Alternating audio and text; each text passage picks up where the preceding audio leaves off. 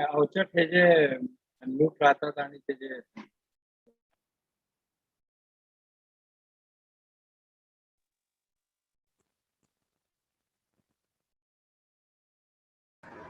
Hello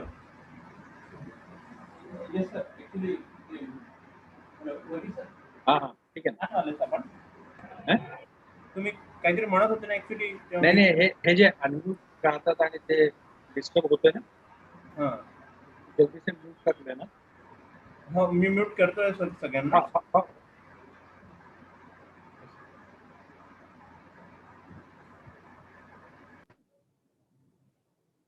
madam नाही आलेत का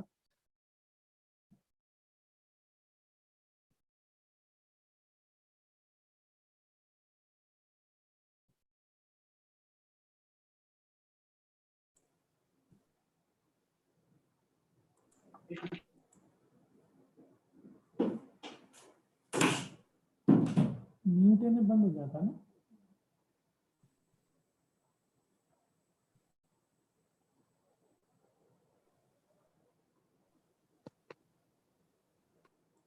याच्यामध्ये टाकून दे ना युट्यूबची लिंक टाकून दे ना Now it has come to 500.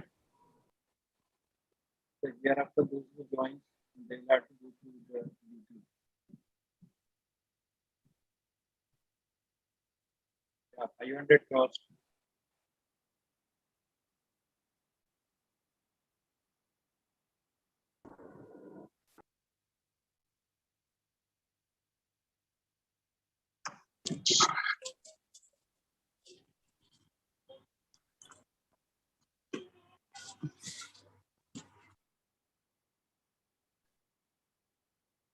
Here, Shyam, welcome, sir. Welcome, sir.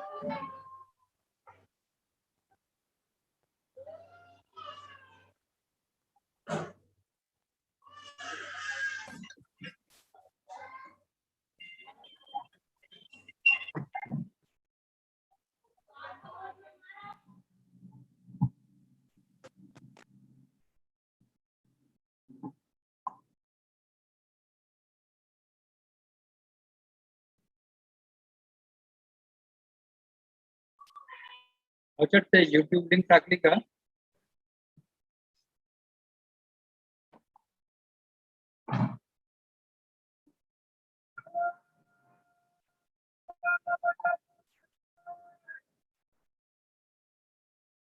Ranjan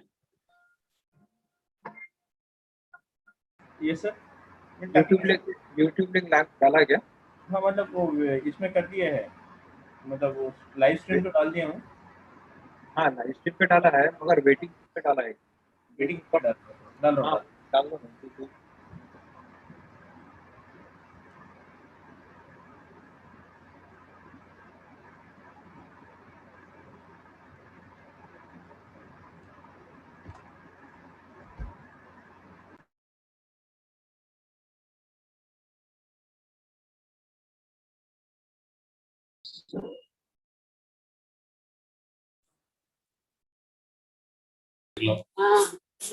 బాగా చెయ్యి మళ్ళా కావాల్సిన affiliate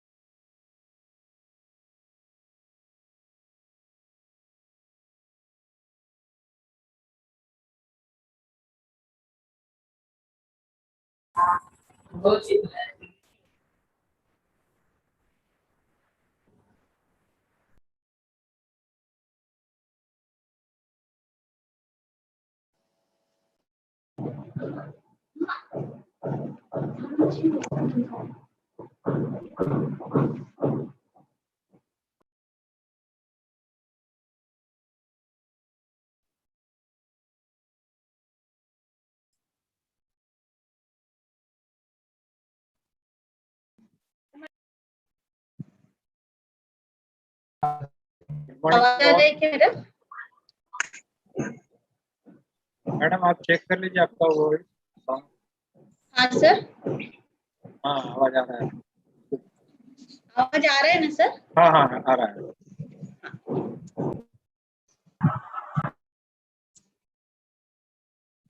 Varghese sir, good morning. Good morning sir, good morning sir. मैं आपको And देख रहा HN था। भाई, all best wishes for this Thank you. program. Thank you thank you thank you thank you thank you. Everybody, good morning. Good morning. Good morning. Everybody, good morning. Good morning, sir. Good morning. Are Rakesh Kumar, very nice to see you. Just take a few minutes. I'm just. Okay, sir.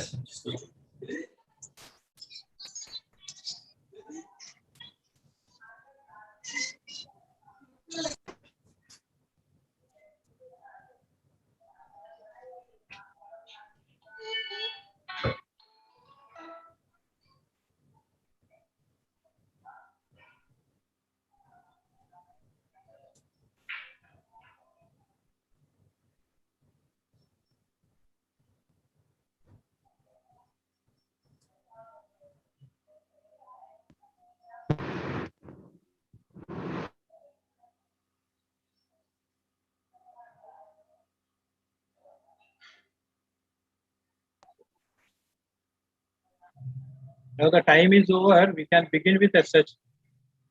Yeah, Bazar sir.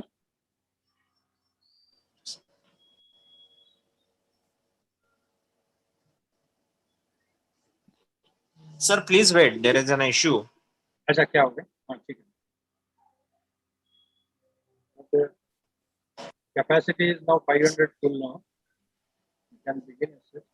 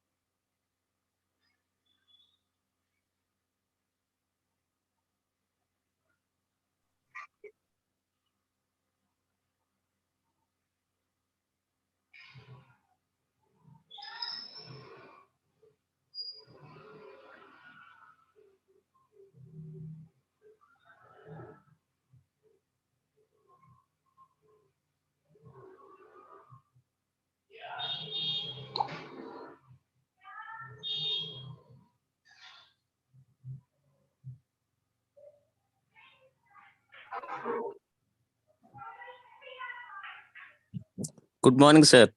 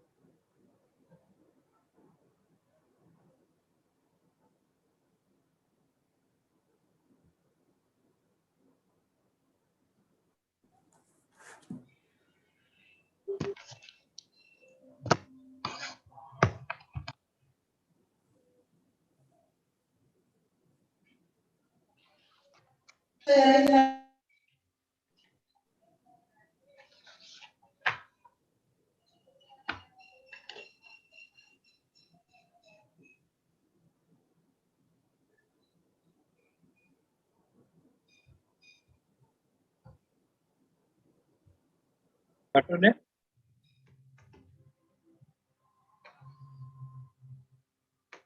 Madam, please unmute yourself and we'll begin with Yes, sir. Bazar sir. Yes, sir. Yeah. Yes, yes. Yeah. Shiri. Shiri sir.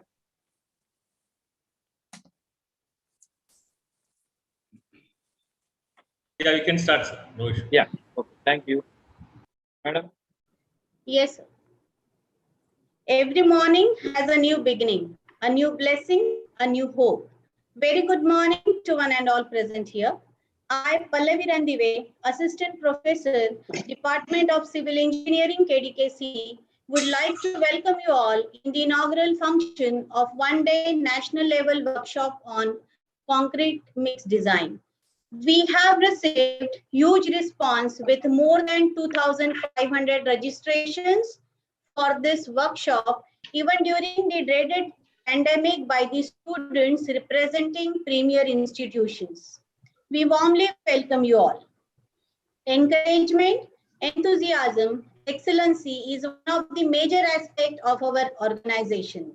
With an object of encouraging the spirit of learning and innovations, KDK College of Engineering feels proud to host this one-day national level workshop on concrete mix design for the budding civil engineers in association with ICI Nagpur Center. Today, in the inaugural function, I graciously welcome Chief Guest of Function, Engineer Rakesh Kumar, Superintending Engineer, Ministry of Road Transport and Highway, Government of India. We are grateful and proudly acknowledge that Engineer Rakesh Kumar, our KTK alumnus, University topper, has consented for today's event. Also, we welcome guest of honor and resource person, Engineer Shelly Fernandez, Managing Director, QCREAT Readymix India Private Limited, Kochi. His expertise and experience in this field will benefit all the participants. We extend delightful and the most hospitable welcome to professors of colleges, students, and invitees. Now, I would like to call upon Vice Principal KDKC, Dr. A.M. Badr, to address the gathering and welcome the delegates. Over to you, sir. Thank you, ma'am. Good morning to all. Chief guest of today's function, Engineer Rakesh Kumar, Superintendent Engineer, Ministry of Road Transport and Highway, Government of India, New Delhi. Guest of honor and resource person, Engineer Shelly Fernandez, Managing Director, QCREAT Readymix Private Limited, Kochi, India. Engineer Arun Uttarwar sir, Chairman, ICI Nagpur Chapter. Dr. Virendra Dehadri, Secretary, ICI Nagpur Chapter. Professor S.R. Satone, Treasurer, ICI Nagpur Chapter. Divya Bhajipale, President, ICI Student Chapter. Tejasri Vanjari, President of Civil Engineering Student Association of KDK College of Engineering. Respected Principal Sir, Dr. D.P. Singh Sir, Head of the Department, Professor Walson Varghese Sir, all the faculty members, participants present today, on behalf of KDK College of Engineering and Indian Concrete Institute Nagpur Chapter, I welcome Engineer Rakesh Kumar, Chief Guest of the function, and Engineer Shelly Fernandez, and all participants for one-day national workshop on concrete mix design. I once again welcome all. Due to COVID-19 pandemic, this COVID-19 pandemic provides us a way to connect from any corner of the world to such type of program, and by participating in such type of programs, definitely all are going to get enhanced knowledge of civil engineering. I am happy and congratulate the Civil Engineering Department of College for such a large number of participation from all over the world. Participation is from 18 countries, IITs, NITs, NICMARC, triple IITs, and so on. Last year also, from the month of April 20 to September, October 2020, Department of Civil Engineering of KDK College of Engineering conducted series of lectures of renowned personalities of civil engineers from all over the world and enhance the knowledge of civil engineers. This workshop definitely will be useful to all participants, as resource person is from industry He is a managing director of Ready Mix plant. With all the best for the workshop, I conclude. Thank you. Over to Ranjiva ma'am. Thank you, sir. I now request Head of Department Civil Engineering KDKC, Dr. Wolson Verghese, to brief us about the workshop. Over to you, sir. Good morning. Pandemic cannot deter us from disseminating knowledge. It will persist, so the interest. Respected Chief Guest of today's national level workshop on concrete mix design, Engineer Rakesh Kumar, Superintending Engineer at Ministry of Road Transport and Highways, New Delhi, a KDK alumni, a university topper in civil engineering. Our gratitude to you. Today's resource person, Engineer Shelly Fernandez, Managing Director, Qcrit Ready Mix Private Limited, Kochi. Our gracious acknowledgement to you, sir.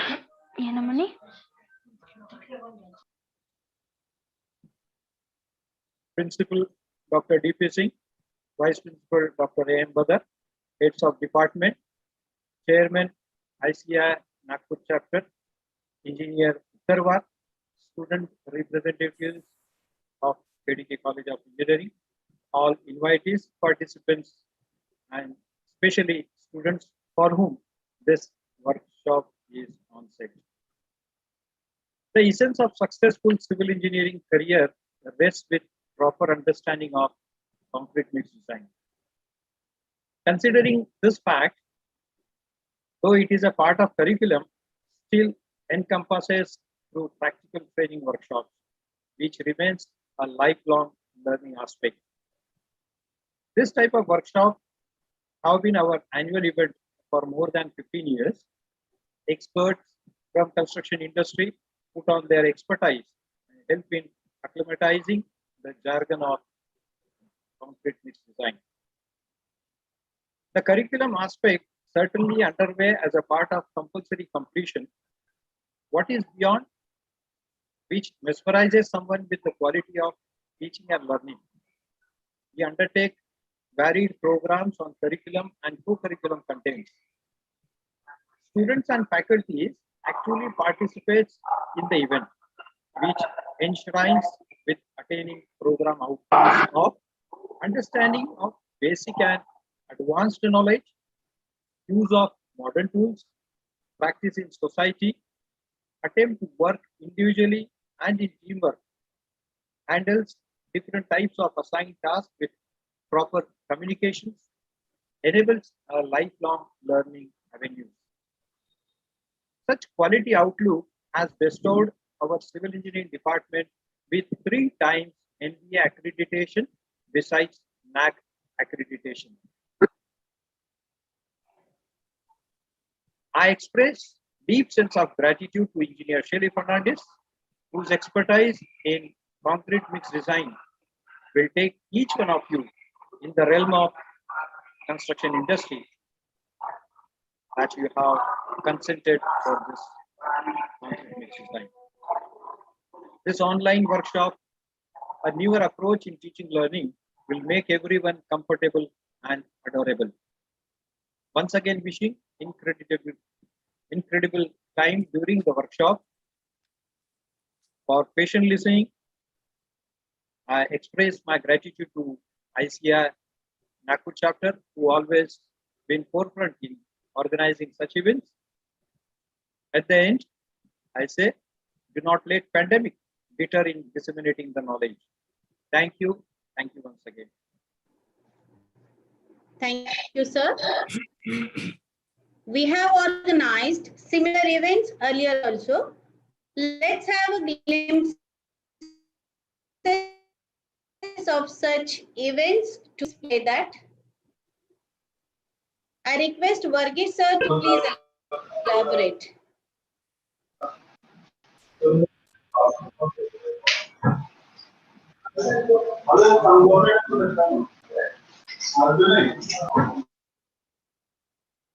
Ouchat sir. We will have a brief glimpse of the events.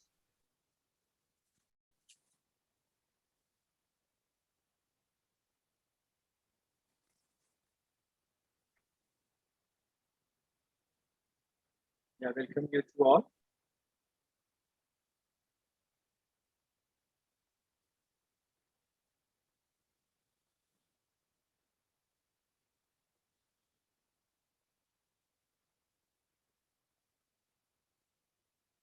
KDK College of Engineering, which is NB accredited and NAC accredited.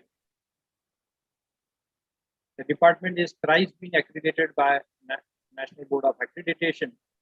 The first batch, which has come out in 1988, has a intake of 120 undergraduate, 18 postgraduate, and 15 PhD.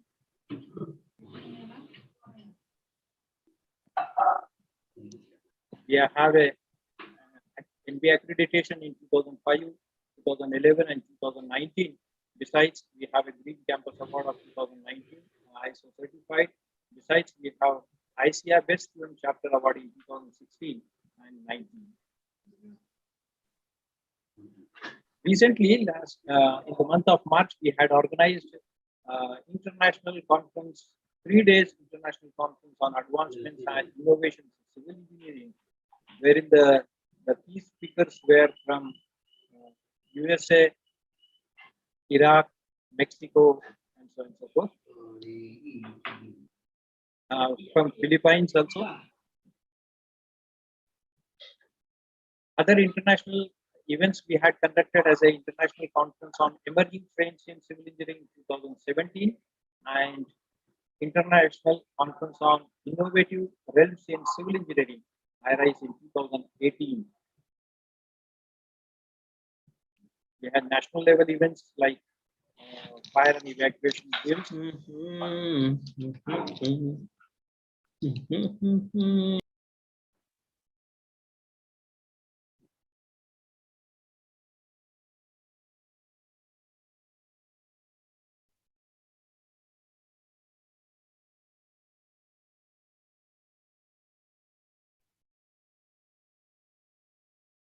The national level innovative civil engineering model competition that we had organized in 2020.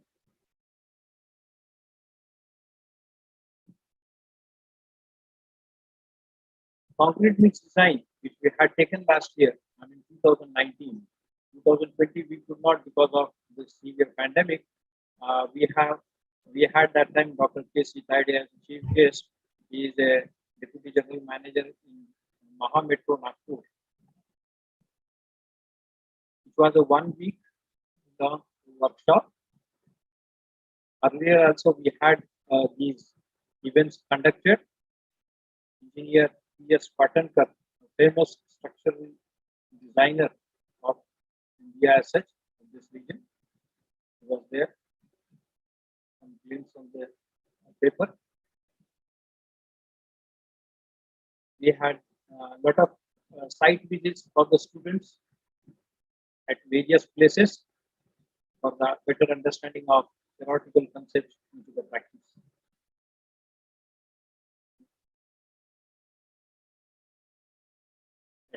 Cement factory, some of the construction sites.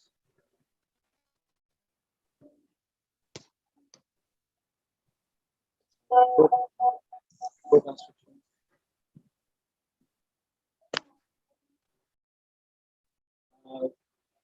Experts do come to the college campus. Professor Shyam from Purdue University, from Dr. G.J. Joshi from SCNIT, Suraj, Dr. Vishwajit Bhattacharya from IIT Delhi, Engineer Kumar from the Chief Project Manager from Nagpur Metro. So many expert lectures we had conducted.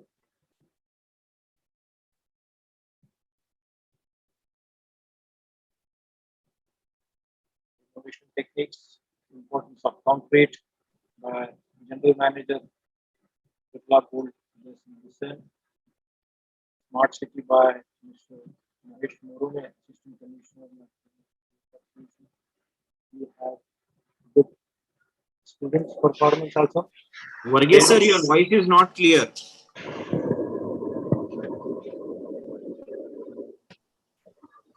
Hello. Now is it okay? Yes, sir. Is it okay? Yes, sir. Now it is okay. Okay.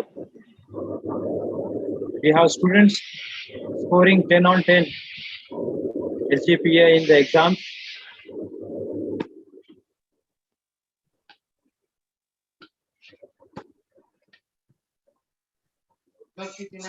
Next.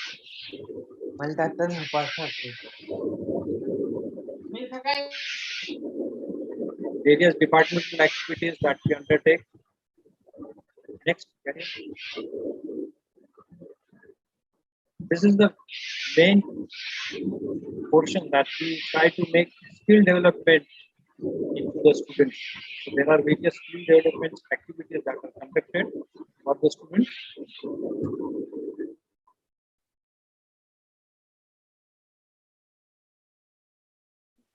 Various students forum, CESA, Civil Engineering Students Association, Indian Concrete Institute, Indian Water Works Association. We have outreach programs conducted by the department, by the students also. Bridge making competitions, national level event also. Students from various colleges who participate therein. We had last year, before this pandemic, we had conducted this national level poster and debate competition on APJ's India 2020 past, present, and future.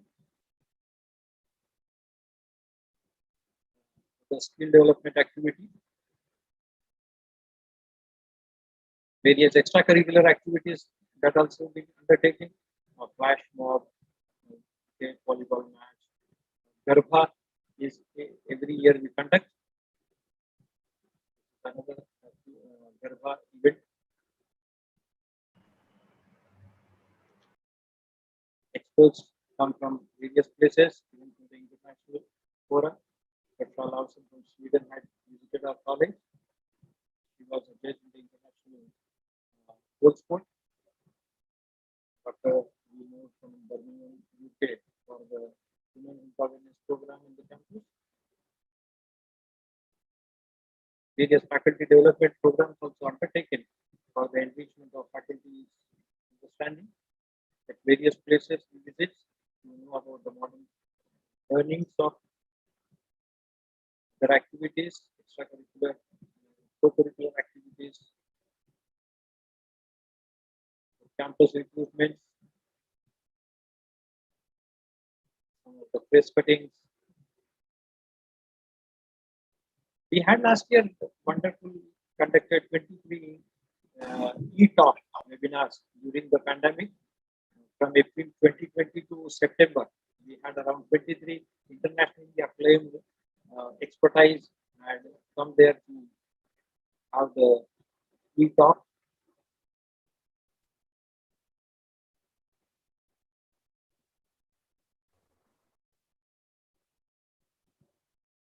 We had begun from the 19th of April with a structural engineer Raipure, then Dr. from DNIT, Dr. Varti Ingle from DNIT, Professor.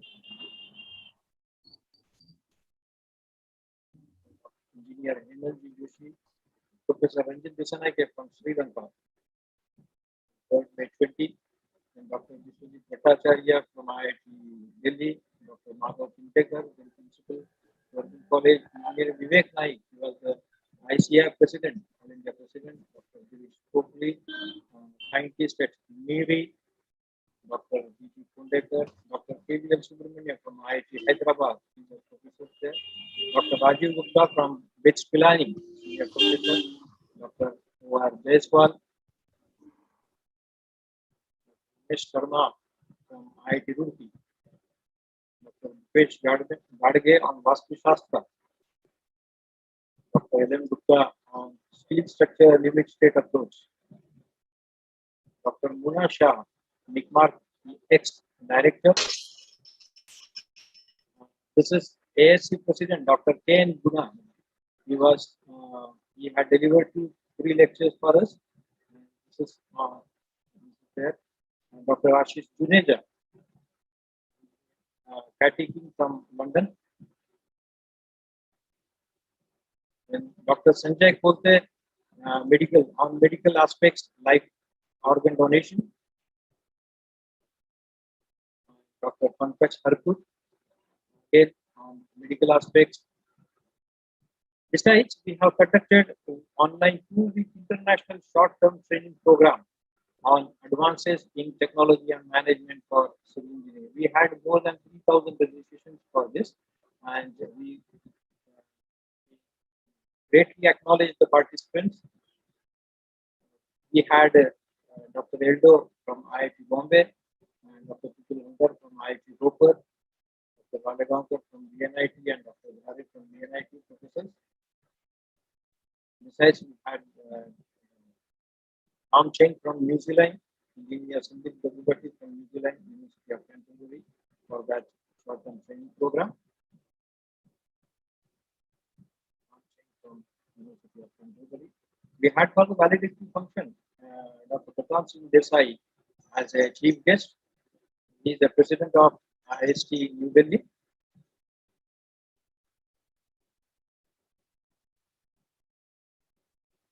So these were the 23 programs e-talk we had conducted, wherein we had continuously more than 2,000 participants, and gracefully acknowledged by all participants from India and abroad.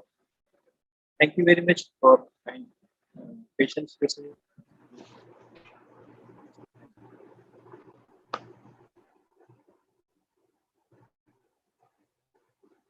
Thank you, sir. Now I take this time for the floral welcome of our honorable guest. We welcome the chief guest of function, eminent personality, Engineer Rakesh Kumar, by presenting a virtual floral bouquet. Wait, madam. Oh, Yes, sir. Let that PPT. Yes, yes. We welcome our chief guest, Engineer Rakesh Kumar, by presenting a virtual floral bouquet.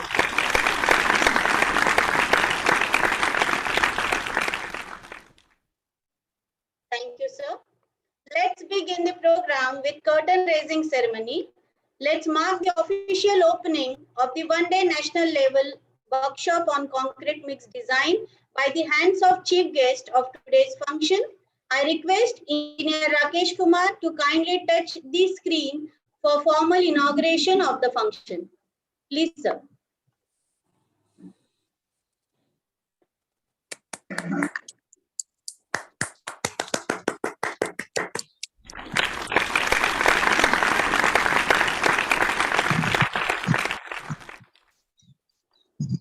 Thank you, sir.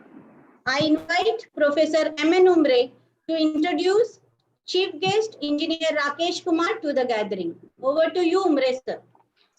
Thank you, madam. Good morning, one and all present over here. I am privileged to introduce the chief guest of CMD workshop today, Mr. Rakesh Kumar. He is graduated from our very own college, KDK College of Engineering in the year 1995. He then did his master's in environmental engineering from Roorkee University.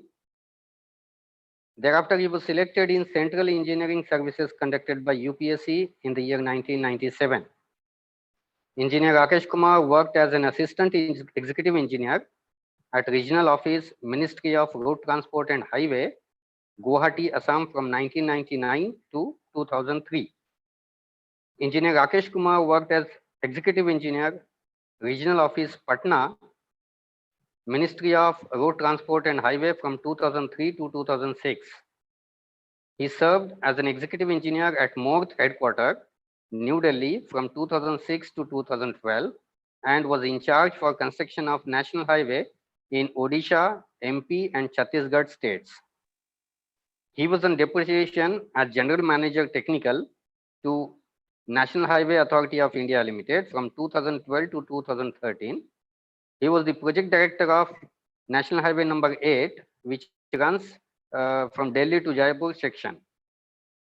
Mr. Rakesh Kumar was in charge of entire National Highway network development in the state of Odisha.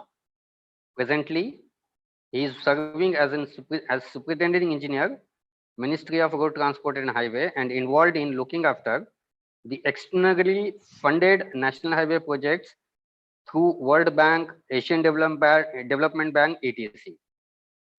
Sir, on behalf of Department of Civil Engineering and KDK College of Engineering, I welcome you and expect that it must be homecoming to you as KDKC was your graduating institute. Once again, welcome you, sir, and thank you for giving me this opportunity. Over to you, Madam Pallavi. Thank you, sir. It is indeed a proud moment for us to have with us Engineer Rakesh Kumar as a chief guest. I request sir to enlighten us with his words of wisdom. Over to you, sir.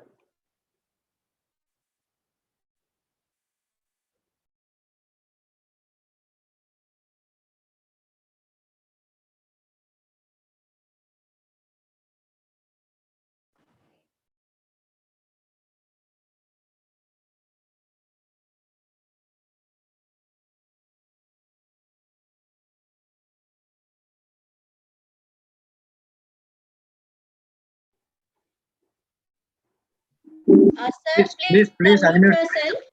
Rakesh, please unmute yourself. Yeah.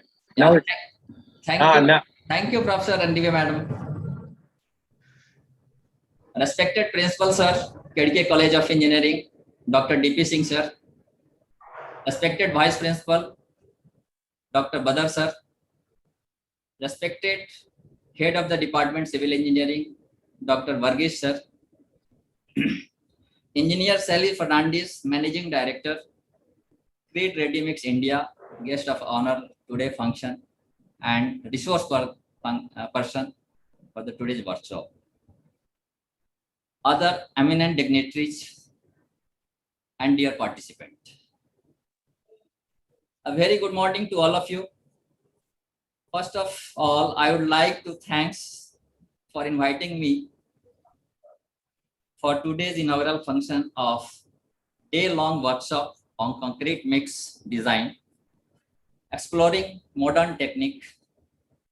I feel honored to be here among all of you for this national level workshop.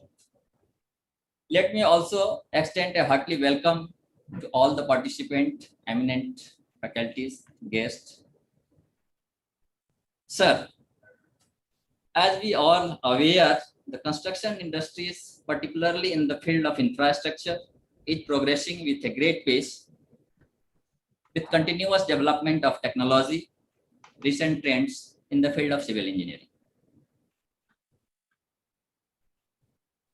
We know, since I am from the road transport background, as we know that the India has a massive road network, about 33 lakhs kilometers. It is the second largest in the world. Among that, the national highways is around 1.4 lakhs kilometers.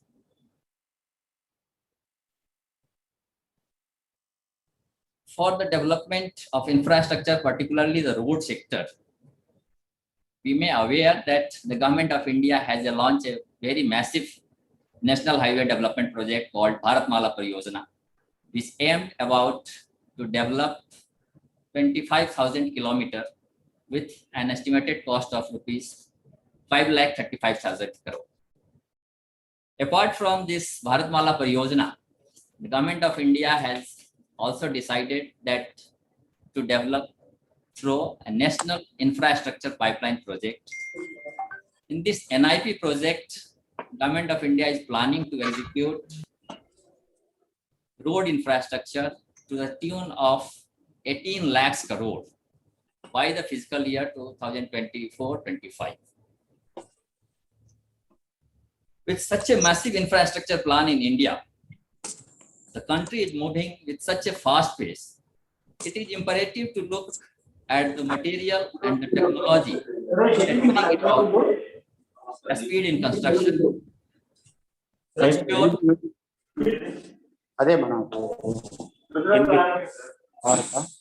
Unmute हो गया Rakesh unmute हो गया unmute करो Rakesh sir, please unmute yourself.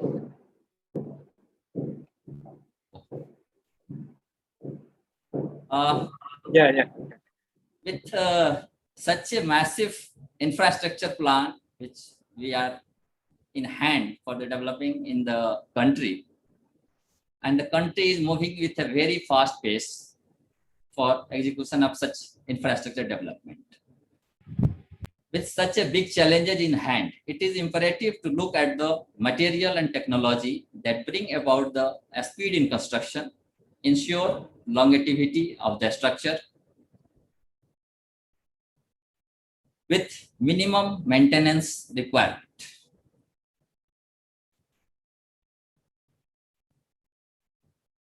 Most importantly, all these infrastructure development shall meet the requirement of a sustainable development.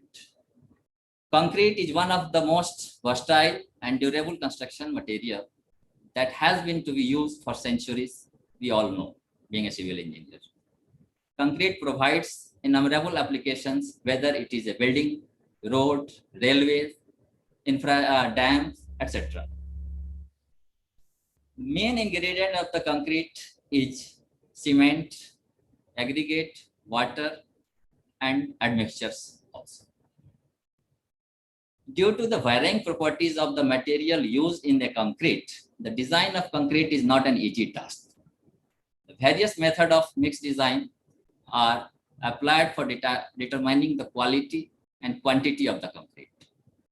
Selection of suitable ingredient of concrete and determining their relative amount with the objective of producing a concrete of the required strength, durability, and workability with economically as possible as is termed as the concrete mixed design. The major factor in the concrete mixed design which we all practicing civil engineer get, that is the compressive strength of the concrete. It depends upon the many factors. This all we will discuss by the eminent expert engineer Shelly Fernandez during the day-long workshop today. I'm not going much to in detail with the concrete mixed design because the other experts have to speak in detail in the technical term. What are the requirements, why the concrete mixed design are required, what are the factors affecting, etc. With this word, I believe that such interaction with the eminent expert from the field will help to know the latest trend advancement in the area. I hope today's interaction with expert is highly beneficial to everyone. My best wishes to all of you. Thank you all. Jai Hind. Thank you. Thank you, sir, for gracing this occasion with your kind words. Thank you so much. We are pleased to welcome guest of honor and resource person of workshop, Engineer Shelly Fernandez, by presenting a virtual floral bouquet.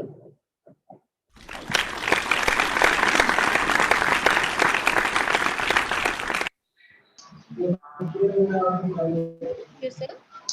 I invite Professor Ashish Shende to introduce Engineer Shelly Fernandez to the gathering. Thank you, madam. Ashish, sir. Thank you, madam. Good morning, one and all present here. It's my honor to introduce the guest of honor of today's concrete mix design workshop, Engineer Shelly Fernandez. He is graduated in civil engineering from Manipal Institute of Technology, Manipal. He completed his post-graduation from Institute of Concrete Technology, UK. Engineer Shelly is having a long 35 years of experience, professional experience to his credit that include the many career milestones. Site engineer at Sale Township, Bhilai from 1984 to 1986.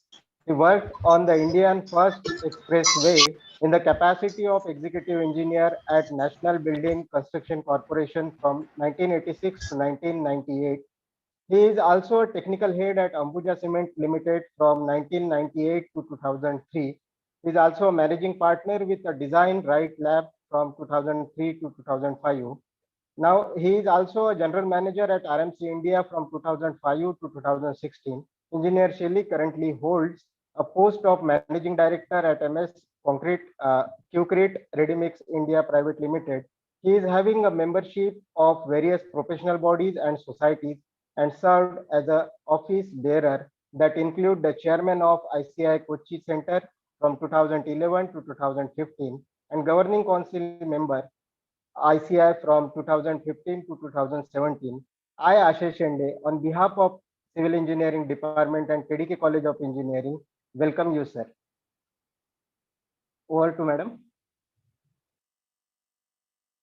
Hello. Thank you, sir. We are extremely privileged to have Engineer Shelly Fernandez as a resource person. I request sir to speak on this occasion. Over to you, sir.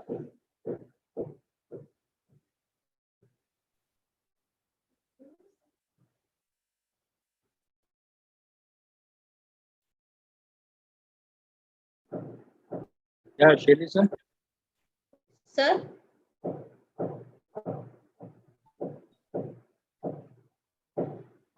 Hello.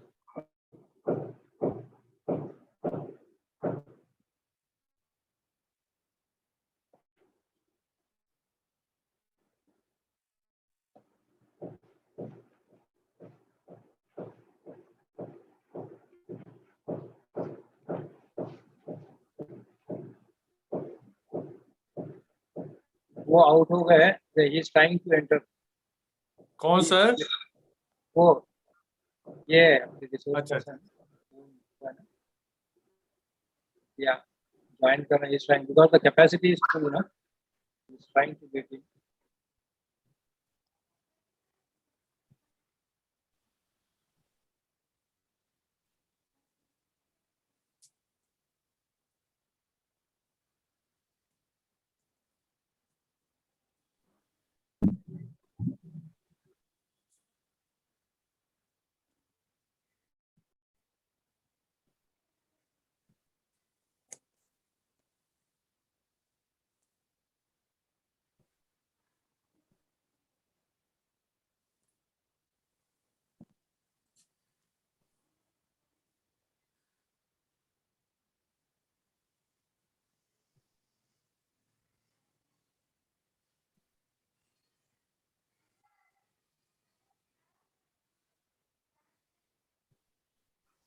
Ah, you did not come there in the waiting room.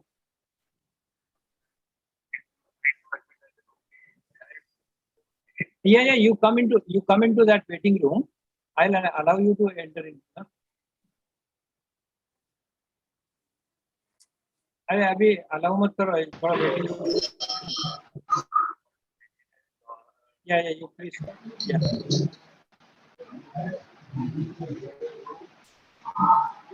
अरे ये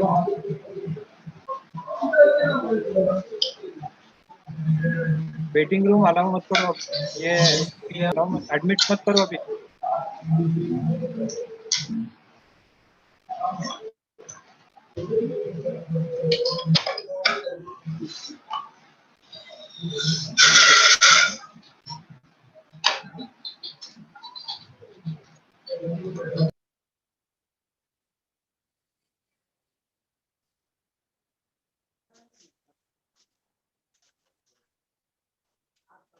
capacity full हो जाने के कारण got out of the because of net connectivity. He is trying to get in.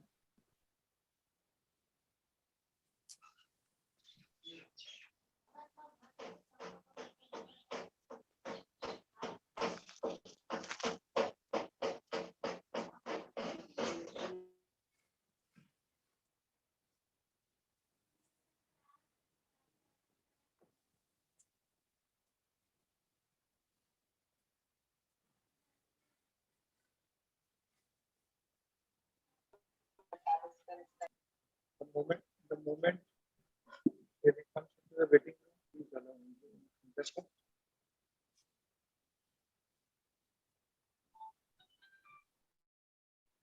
हाँ sir ji waiting room.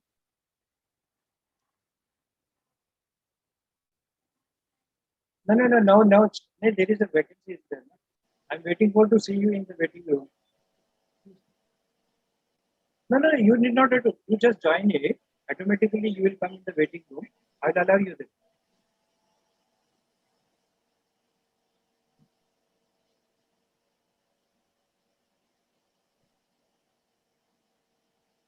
So they already.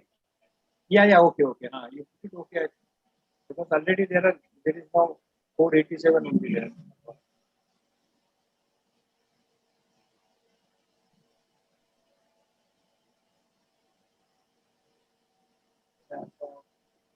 long as Telugu.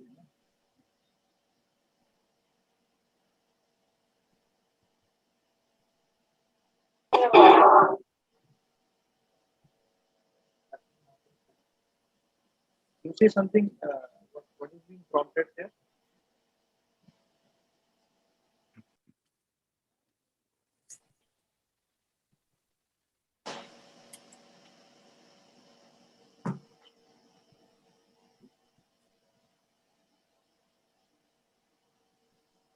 Join. Yeah, join in meeting. So you will be.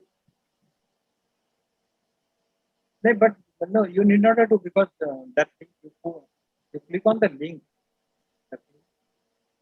But no, you need not to put a password. That is also. Directly it comes to that. अच्छा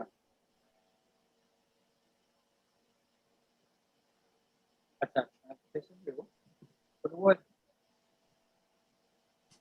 देखिए ना, वो directly comes into the waiting room. I am holding the waiting room.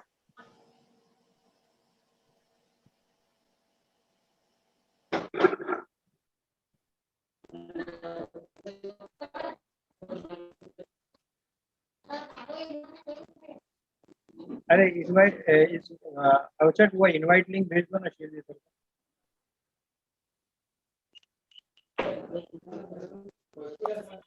Avachat yes sir. वो एक invite link भेज दो ना share sir. नहीं है सर, उसमें नहीं है सर. नहीं, इसमें नहीं आया. तुमको भेज तो दो, फिर से भेजो ना लिंक. ठीक है सर, भेज रहा हूँ. कार्टून में भेज दो उनको. Yes, sir. He's finding it difficult in getting into. Sir, the link is shared with Engineer Shile. हाँ, फिर से एक बार भेज दो ना. Zoom का लिंक YouTube का. Sir, ask him to check the message.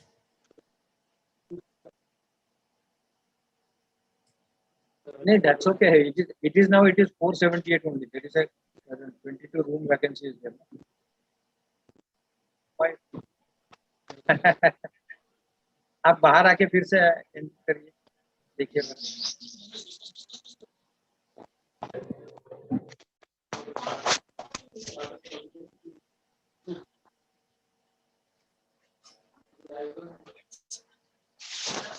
Valsan sir, please ask him to join हाँ. through the text message I have sent to him.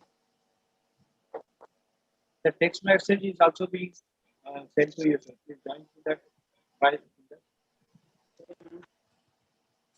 yeah.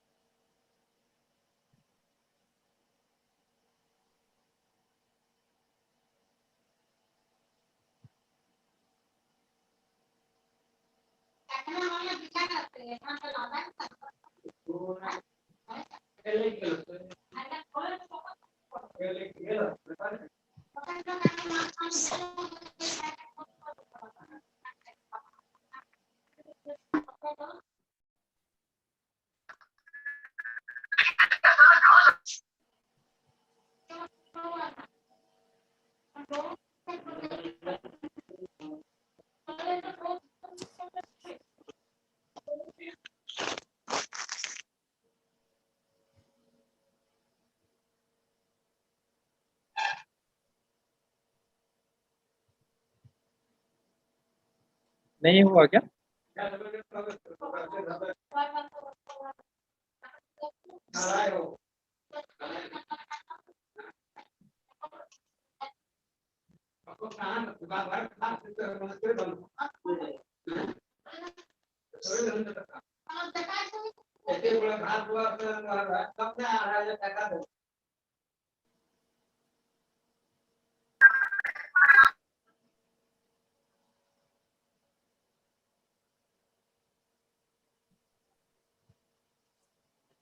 Hello. Hello. Teresa.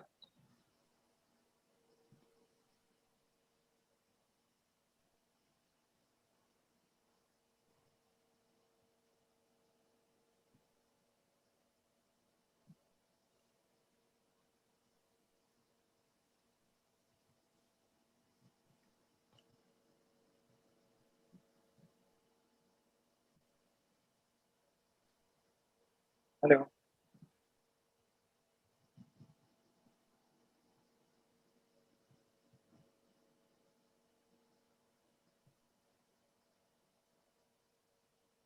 Join नहीं हो रहा है क्या?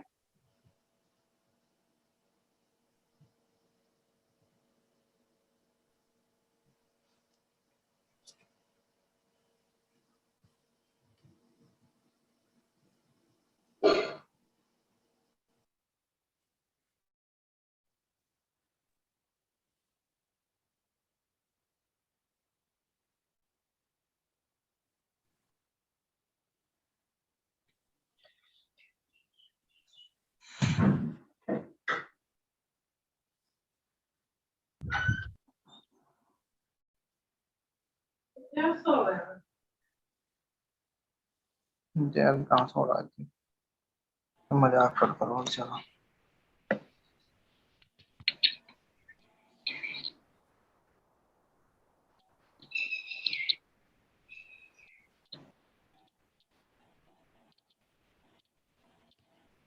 Hello Walson sir. Hello hello hello. हाँ बोलो ना. Hello, I can hear you. बोलो. हेलो.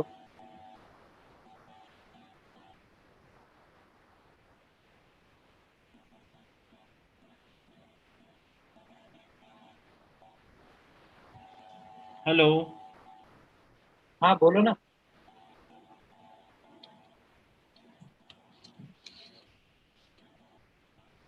Hello Walson sir. हाँ या.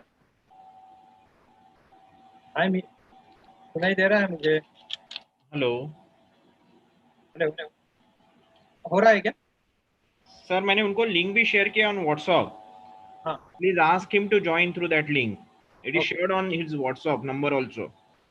हाँ, ये क्योंकि यहाँ पे काफी लोग वेटिंग में है. I mean, you can easily should come into.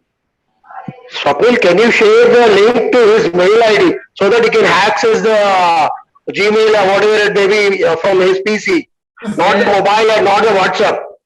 Yeah, it has been sent. It has been sent, sir. Sir, Right, okay. It is It has shared. been sent. He's trying. Yeah. The link has been sent in all ways.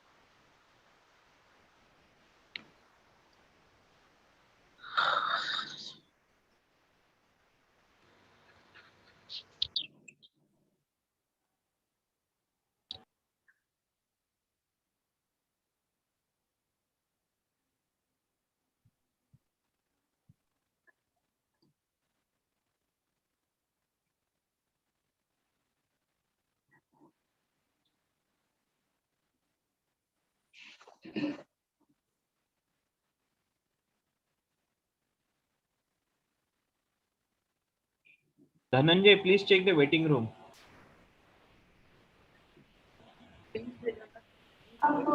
The technical issue has come therein. Shelly sir could not be able to join. He's trying on his part to get into as fast as possible. Please have a patience. Hopefully he'll be joining soon. We will have a wonderful session there on. Please have a session. Patience.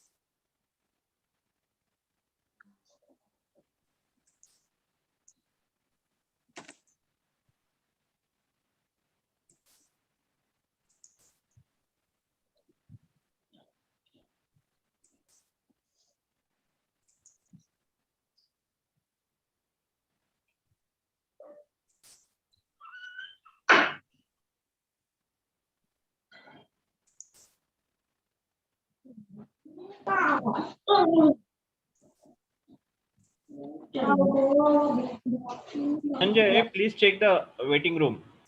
Yes, Shelly has joined. He's joining. He has joined. Yes, yes. Thank you. Let him join first.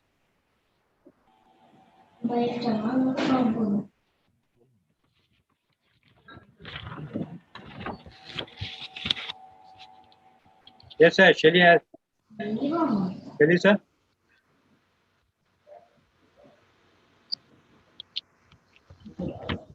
Started. Here it is slightly raining. Is it so? Monsoon has started, so that interruption has come actually. That might be there. Okay. We'll allow all. So sorry for the inconvenience that has come due to the inordinate control of beyond our control. Sorry for the inconvenience. I request Shelly sir to speak on this occasion. We'll start with the subject. We'll start with the subject. Yeah, you speak for 1 minute, and thereafter we will have a formal end of presentation. Good morning, friends. Thank you. Thanks to all the guests. Chief guest, Mr. Rakesh. We have the principal, vice principal, HOD.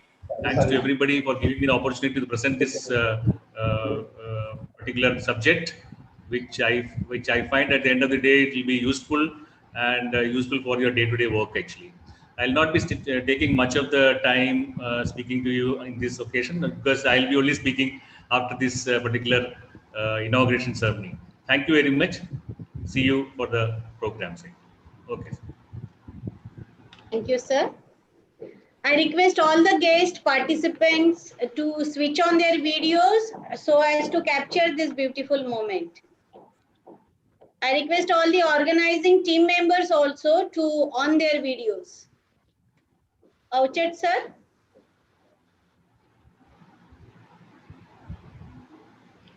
I can share the screen. Wait, sir. Let the screenshot be taken. Okay.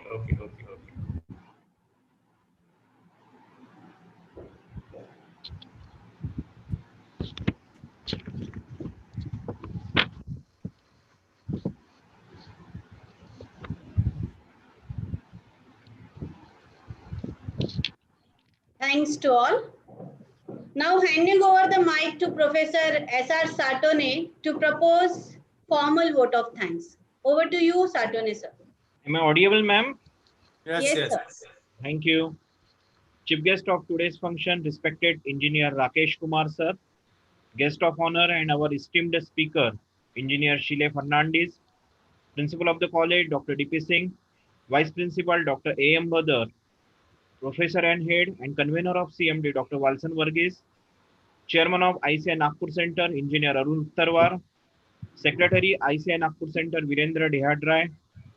Student Coordinator, our most valued invited guests, heads of various institutions, faculty member, researcher, and dear students. Very good afternoon. It is my privilege to have been asked to propose a vote of thanks on this occasion. I, Swapnil Satone, on behalf of organizing team of CMD 2021, extend a very heartfelt gratitude to our chief guest, Engineer Rakesh Kumar, Superintending Engineer, Ministry of Road Transport and Highway, Government of India, New Delhi, for gracing today's inaugural function of Concrete Mix Design National Level Workshop and delivering the inaugural address. Thank you for your very interesting and thought-provoking address. Concrete is one of the most consumed material in the world. Making a concrete is not only a science, it is an art. And today we have got an artist. I extend my warm regard to our guest of honor of inaugural function, Engineer Shile Fernandez, Managing Director, QCRIT, Readymix India Private Limited, Kochi, for sparing their valuable time. He is our esteemed speaker for CMD 2021. We believe that the research knowledge and modern technique you are sharing will help us immensely in the development of workable and durable engineered concrete. We are truly humbled by your gracious presence. My best regard to principal, heads, faculty member of various institutions and administrative head of various government departments from Pan India and even from abroad for their gracious presence.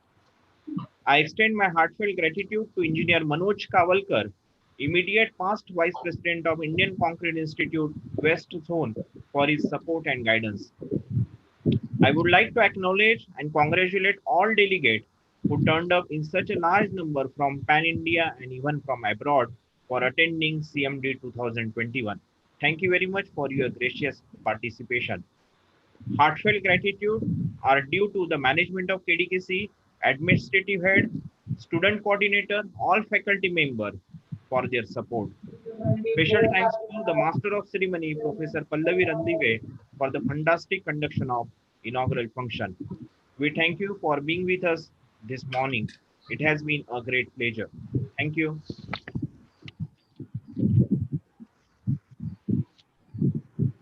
Over to you, Pallavi, ma'am. Thank you so much, sir. One announcement for the participants. All the participants were sent with the worksheet and problem solving PPT. Please take print of it so that you can understand the concept in the better and easy way. Hope this will find boost in your academics, and feedback link will be shared at the end. Kindly fill that also. So here we conclude with the formal inaugural function of the workshop. Now it's time to listen to our esteemed speaker, Engineer Shile Fernandez, with some more innovative ideas to nourish your mind and to explore modern techniques of concrete mix design. Now I hand over the mic to Engineer Shile Fernandez. Over to you, sir. Thank you very much. Thank you, Pallavi, for your introduction as well as for this inaugural ceremony. I'll share the screen now. Yeah. Yes, sir. Yes, sir.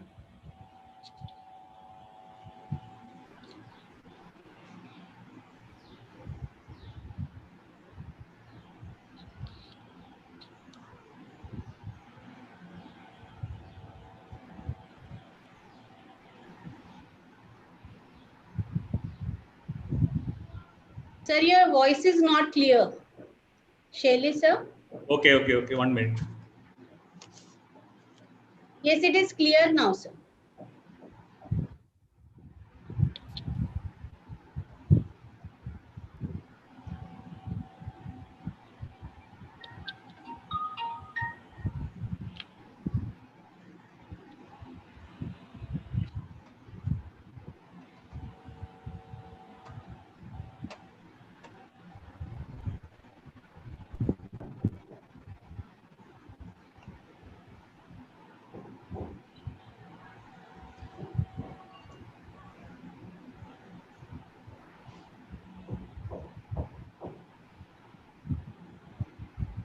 Good afternoon, friends.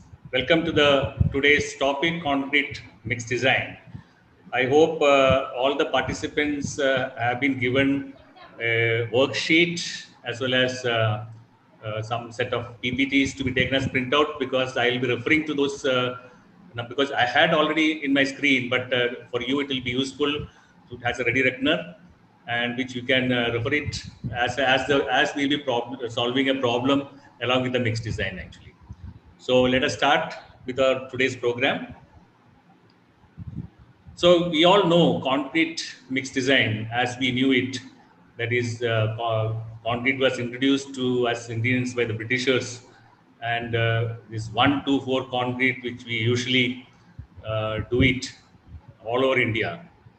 The one part of cement, the two parts of fine aggregate, and four parts of coarse aggregate. In those days when Britishers introduced this concrete to us, actually, they knew the quality of cement. They used these type of boxes, that is for batching the fine aggregates, the coarse aggregate, four parts of coarse aggregate. They knew what type of materials uh, they were using it actually, like sand, medium sand or medium to fine sand. They knew what type of sand is being used, and the quality of aggregates might be 20 well graded aggregates were used, and they were making this 1-2-4 concrete. That's why some of these structures built by the Britishers during before the independence are still standing intact and giving a good life to the concrete structures. Whereas what is happening to the structures which we built, which we use this 1-2-4 concrete actually. So let us look into what is the problems with our concrete, what is happening in our country, like use of this 1-2-4 concrete in a very unscientific way. We are come to this millennium, but we'll still continuing with the same 1-4 issues. Like we have different types of materials available in our country. Like in might be the southern part of the country, you have this sand which is crushed in nature actually. Even though it is naturally available, if you see the particle size, it is crushed in nature. Whereas that same sand, if you move towards Mumbai, the color of the sand also changes. It changes to black, and then the shape of the aggregates is rounded in nature. We still take it as two parts of fine aggregate actually. We have different types of aggregates available in the country.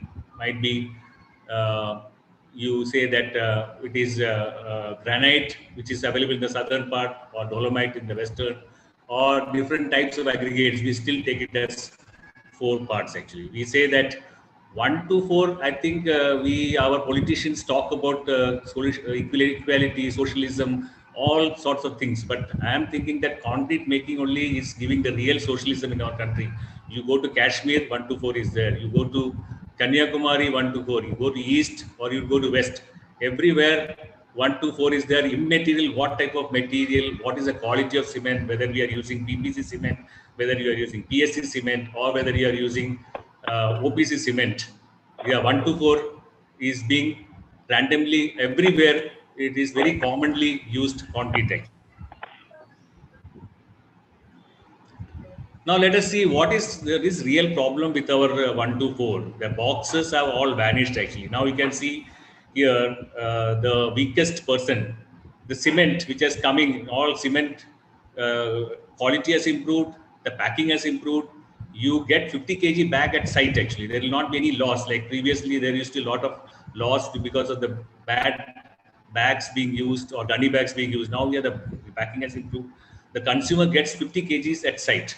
But you see that contractor is not able to, what he has done, he has put a plastic sheet here and cut out all the cement bags and put it on the plastic sheet. And with the weakest person in his lot, who cannot handle all the aggregates and all those things, he is being made to handle cement, the costliest and the most important material for our concrete making actually. Now you can see this man is very weak, and the containers what is being used, one is okay, another is little tilted, still take it as one part of cement. And then you cannot put a supervisor. Morning he'll be very efficient, so he'll be taking the full tin of cement. As the days goes, this one what happened, he also gets tired.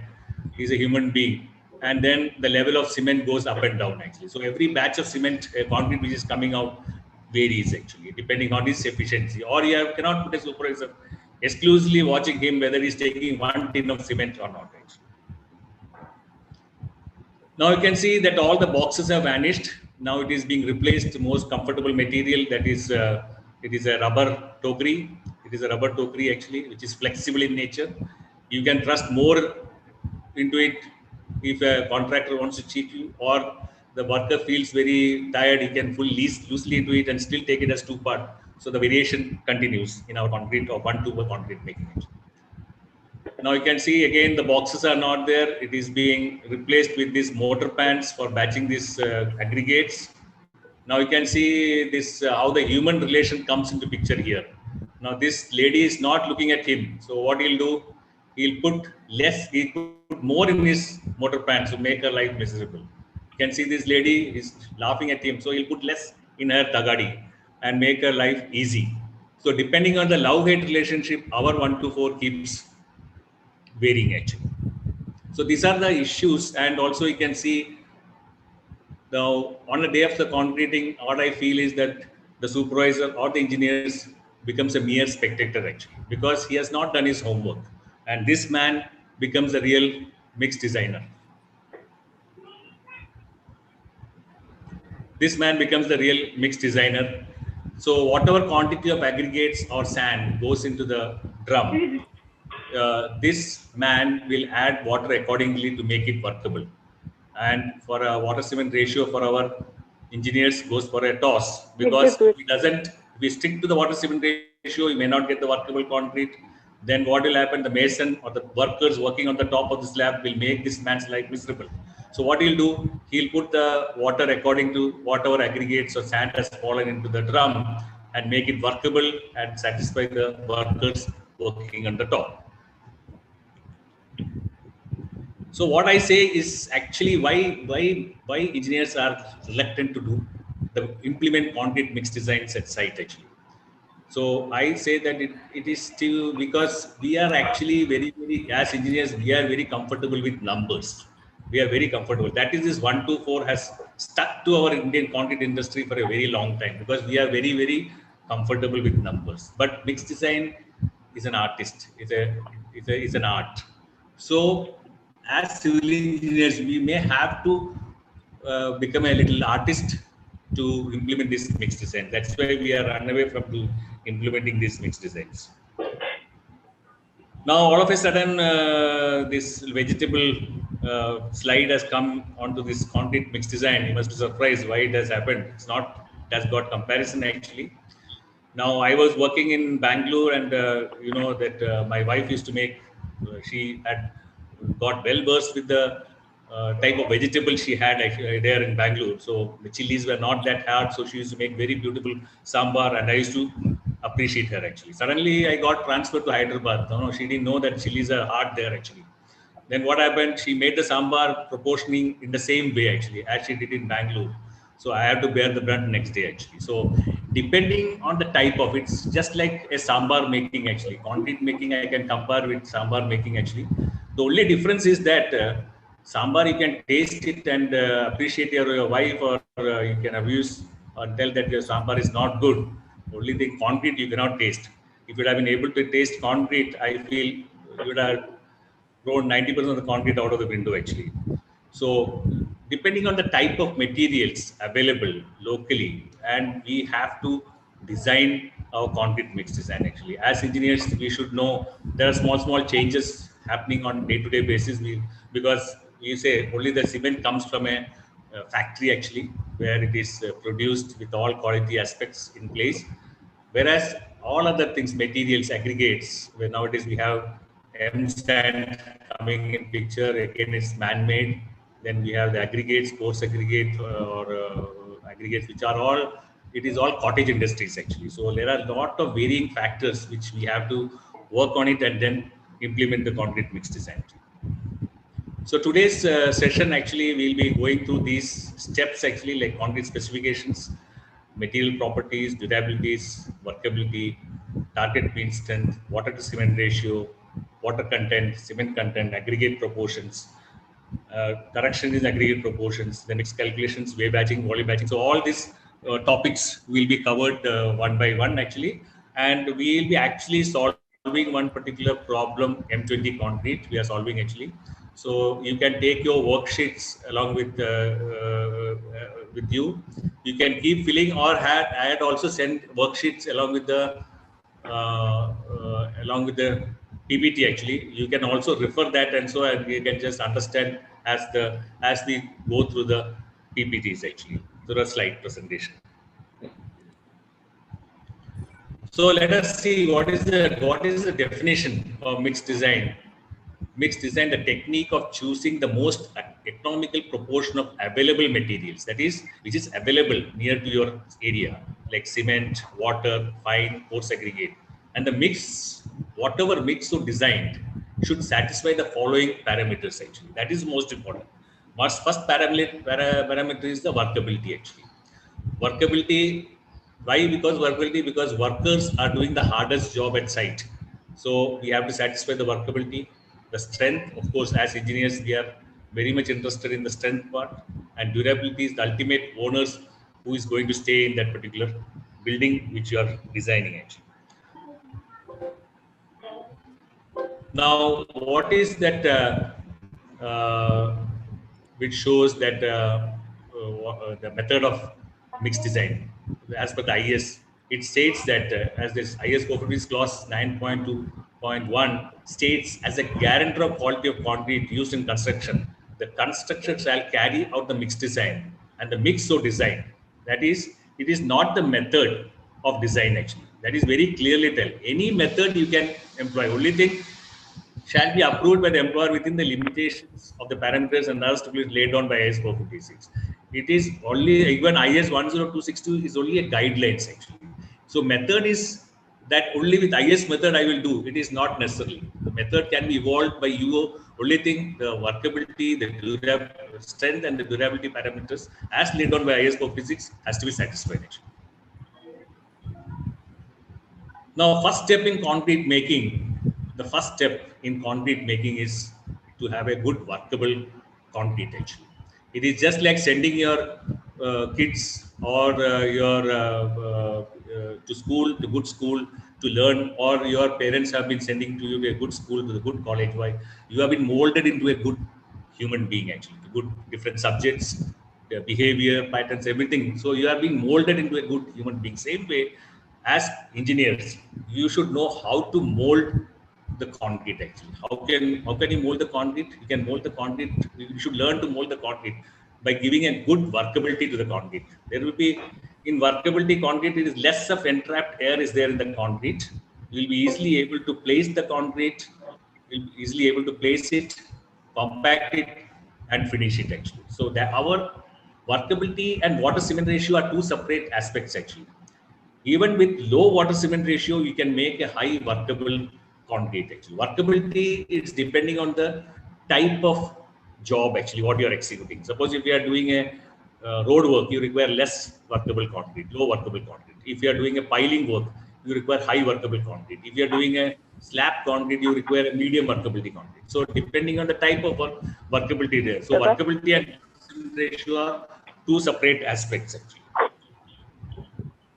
Now a good will have less of entrapped air. Water cement, this one, as I explained previous, you can see the slide here, a good workable concrete, it should be true slump, it should be true slump actually when you take it, whether this workability can be 100 mm or 120 mm or 50 mm, depending on the type of job you are executing actually. Now, second property of concrete, what you have designed, the concrete should be very cohesive actually. So, as in the figure you saw, you may be very good in your work, in your job, you are excellent. Your wife may be very good in her own job actually, in her own work actually. But if they don't match together in day to life, in human terms, we call it as diverse. Whereas in concrete terms, it is called as segregation actually. So even if you have good aggregates, good materials, if you don't know how to make a good cohesive concrete, then you are ending up with a segregation as shown as a comparison actually. Now you can see here the concrete which is designed should have a true slump, And also you can see that the entire surface of the slump where we are taken is coated with cement paste. That should be the way actually. If there are a lot of aggregates visible, then the concrete is not cohesive actually. You can see here the cement paste, it is coating the entire surface with cement paste, showing that the concrete is very cohesive. Or if you don't have that facility for slump cone at site, you can make a ball of concrete and throw it up at least 1 feet height, and then it comes back at ball. You can say the concrete is cohesive actually. Now, the third property actually, which we always say, strength of concrete. Strength of concrete, we are, as engineers, we are very much for it actually. I can say nowadays we have the ladies also showing the strength, the WWF, like Petronas Tower here was M80 concrete, which was designed, and at the time when they actually did the work, it has gone up to 100 megapascal actually. So as engineers, we are very, very conscious that we have to get the strength of the concrete actually. So as designers, we have to look at the workability, the strength, and the third aspect is durability actually. If you done a bad job, just like the secrets cannot be kept. This one same way, concrete cannot also keep secrets of bad work. Actually, it will definitely leak out. You can see a man sitting with an umbrella under his top. He's looking at the weather forecast, heavy rain. Actually, he did not do because already sitting under the umbrella. And after a few years of work, might be the building was designed for 100 years. Might be after 5 years, you'll see some, or 4 years, 2 years, if dampness starts, and at the end of 5 years, you can see a chunk of concrete falling down. And then the owner, who may not be, he's not a civil engineer, he's a common man actually, he doesn't know where to run, and he suffers because of the bad job which the engineers had executed at site. So what is the role of the different engineers actually?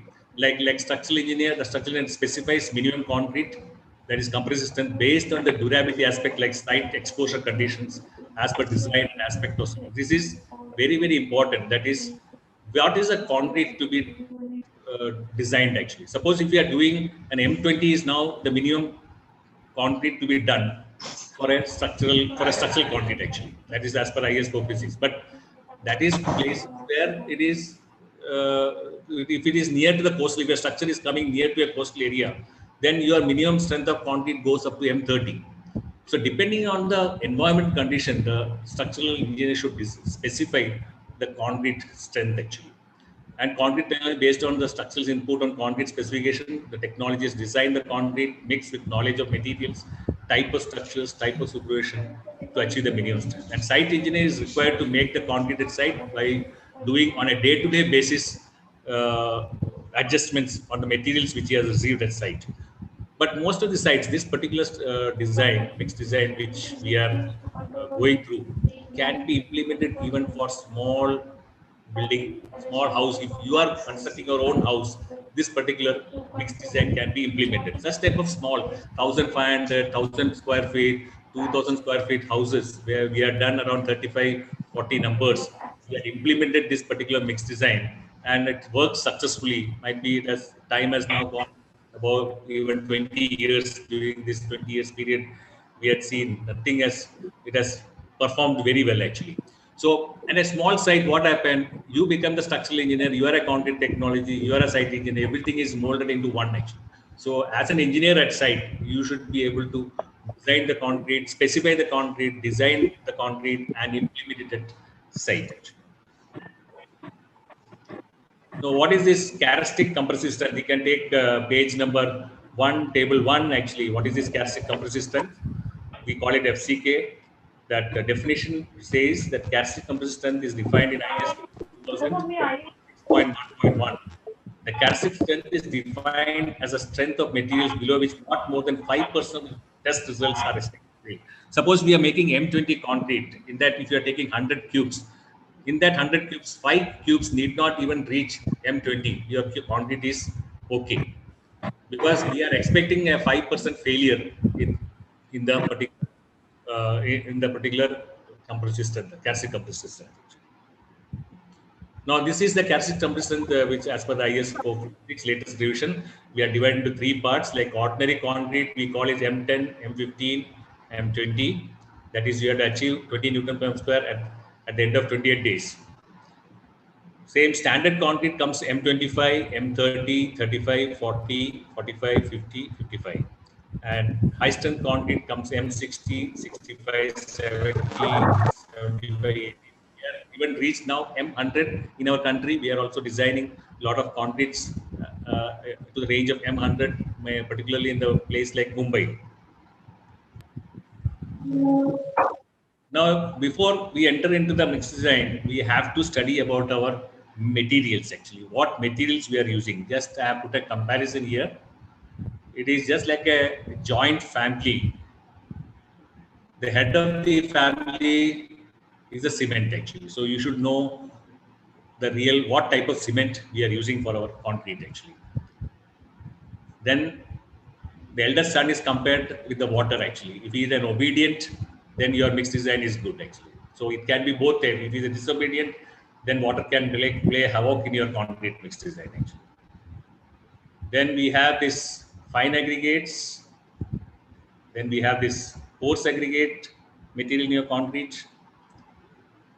Then the daughter-in-law coming from another family actually. So I compare it with the chemical admixture, cement, chemical admixture, water, everything should gel well. Then only the joint family will work actually. So chemical admixture, you should know the property before mixing into the concrete.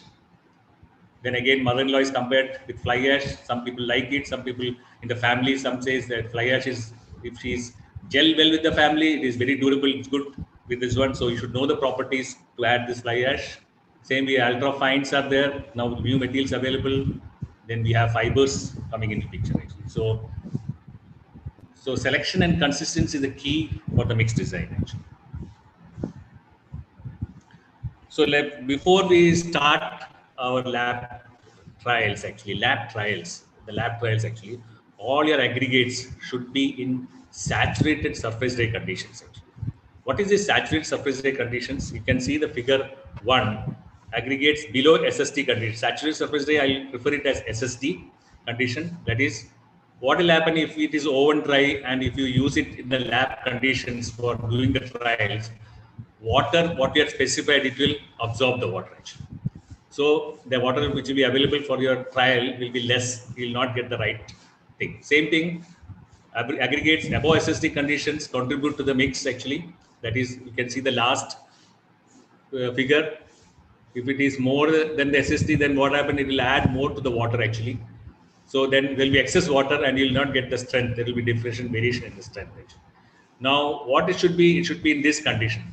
The aggregate must have absorbed the water fully, but there will not be any excess water on the top of the aggregate. So you can take the water, put it in the take the aggregates, put in the water for 24 hours, take it out, spread it on a newspaper, and after some time you can just put your hand into it and see that no water or is coming onto the sand, and then you can say that aggregates are in saturated surface area conditions actually. So what is the best choice is the moisture content of aggregates in the field is much closer to SST condition than the dry state. Then bulk specific gravity of aggregate is more accurately determined by the displacement method So I for the lab only, this is exclusively when we are doing trials at the lab, your aggregate should be in saturated surface area conditions. Now for doing the sieve analysis, we have to take the samples from the site actually. When the aggregates have been unloaded, what happens is there is general tendency that coarser aggregates flows to the bottom and the fine aggregates remains on the top actually. So what you do is that first few portions you have to remove it from with the powder, and then on the figure on the right hand you can see take the materials from the bottom, from the middle and the top and mix it properly actually. For taking you just get the right property to know the right property of material actually. Now you can quarter it. You can just might be if you require 2 kgs for coarse aggregate, you take 4 kgs and then keep on quartering it till you achieve that opposite sides has to be rejected, and then again you bring it heap, opposite sides again rejected. Ultimately, when you reach that required size, you can select that material for doing the sieve analysis. Like for fine aggregate, you require 1 kg sample. For coarse aggregate, 10 mm down graded, you require 1 kg. For 20 mm, you require 2 kgs for doing the sieve analysis. So sieves for fine aggregates, it's given here 4.75, 2.36, 1.18, 600 microns, 300 micron, 150. I hope everybody is well aware how to do the sieve analysis and finding out the percentage passing actually. Now there are three most important sieves actually. This is 20 mm sieve, which will tell you the maximum aggregate size.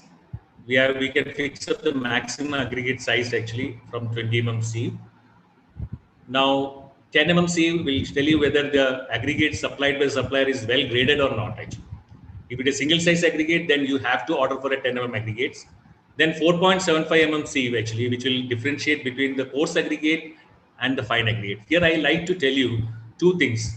When you are sieving 20 mm sieve, in the country, what we are seeing is most of the time you don't get really the 20 mm sieve actually, because that aggregate supplier has fixed the mesh, and over a period of time it gets worn out. And then what happened is 20 mm passing will come reduction, there will be reduction in that one, and then oversized particles will be there. And most of the time what we have seen is it is 30 mm aggregates which is being used, not 20 mm at the sites actually. And it is not, most of the aggregates which is supplied is a single size aggregate, it is not well graded actually. So you have to order for a 10 mm aggregates. And then 4.75, when we are sieving the sand, whether it is M sand or it is natural sand, when we sieve it, we find certain particles retained on 4.75. That percentage which is retained on 4.75 will act like a coarse aggregate in your concrete, and which is passing 4.75 will act like a fine aggregate. So sand, you cannot take it as fully as fine aggregate. Sand can have certain portion of coarse aggregate also.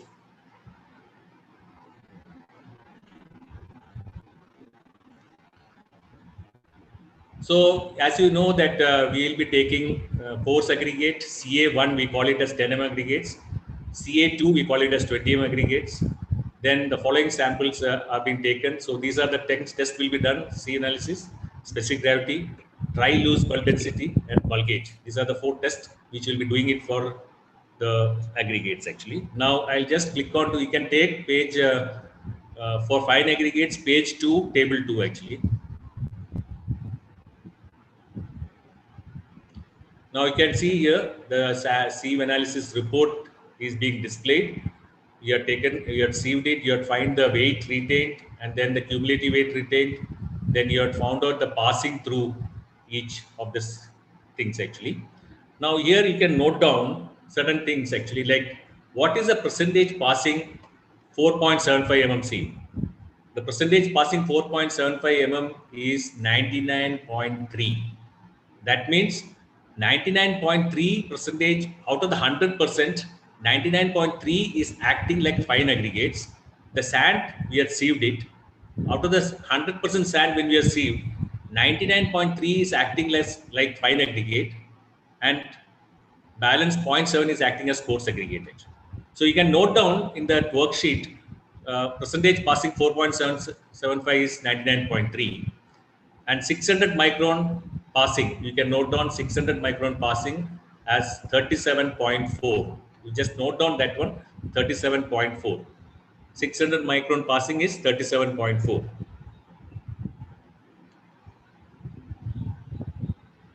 I hope you are going through the PPT things which I had given it for taking a printout, which will become easy for you to understand. You can take, you have taken page 2 of table 2 actually.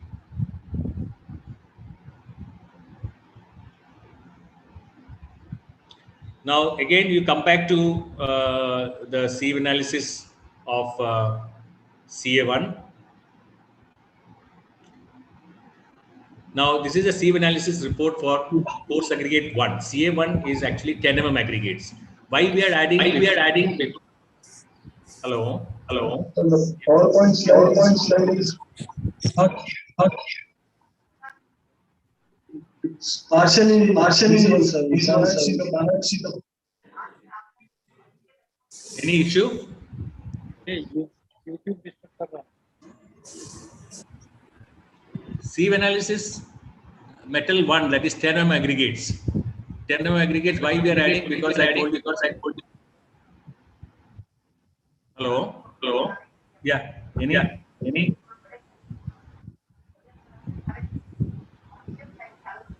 So we are, you can note 4.75 4.75 mm. passing through is 26%. We have taken 1 kg sample, sieved it, find the retained amount in each sieve, and passing through you have found out. You can write down 26% is for passing 4.75. That's why 100% when we have taken CA1, we could see that 26% is passing 4.75 mm. That means that 26% is going to act like your fine aggregate in your concrete actually.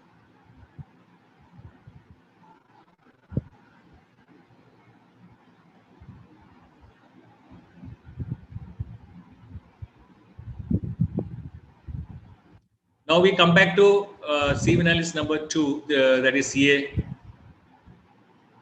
Sorry.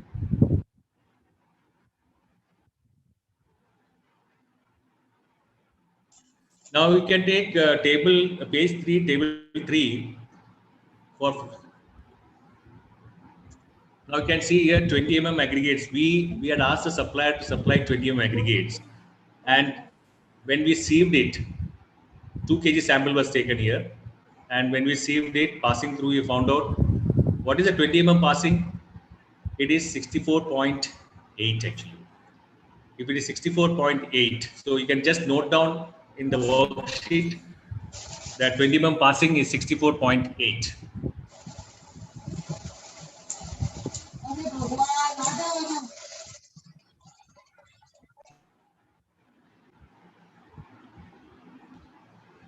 Now here, when we had to find out the next properties, we had to find out the zone of fine aggregate. What is the zone of fine aggregate?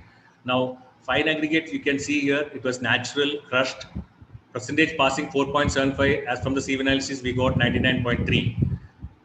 And percentage passing 600 micron, as per the sieve analysis, 37.4. But suppose 100% is passing 4.75 mm. What is the 600 micron passing? We have to find out. That is, for 99.3% passing 4.75 mm, you get 37.4% passing 600 micron. So for 1% passing 4.75, you get 37.4 divided by 99.3% passing 600 micron. So for 100% passing 4.75, that's in pure sand. What is the percentage passing? It comes to 37.66. So say 37.7. I hope you could understand that one. Now we just go to the next slide to see that one. We'll just see. You can refer table 5, page 5. You can refer table 5, page 5. Now you can see here, this is as per IS 383. We have the sieves given here.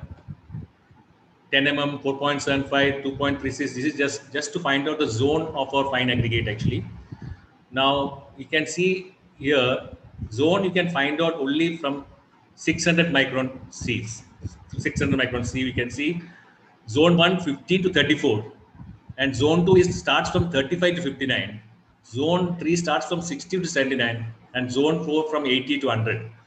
All other sieves, if you see, there is an overlap. Here you can see 1.18, 30 to 70, then it starts from 55 to 90, there is an overlap. Then here it starts from 75 to 100, so there is an overlap. Only in zone 600 micron, you can specify which zone your fine aggregate is.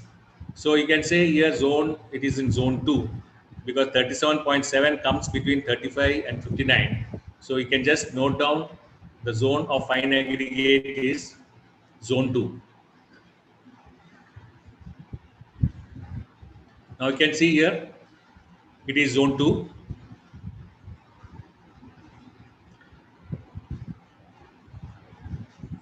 Sorry. Now we come to the next one, coarse aggregate. type of CA1, both are crushed. It is man-made actually. It is in the crusher we are getting it. We are not using natural aggregates. We are using man-made crushed aggregates.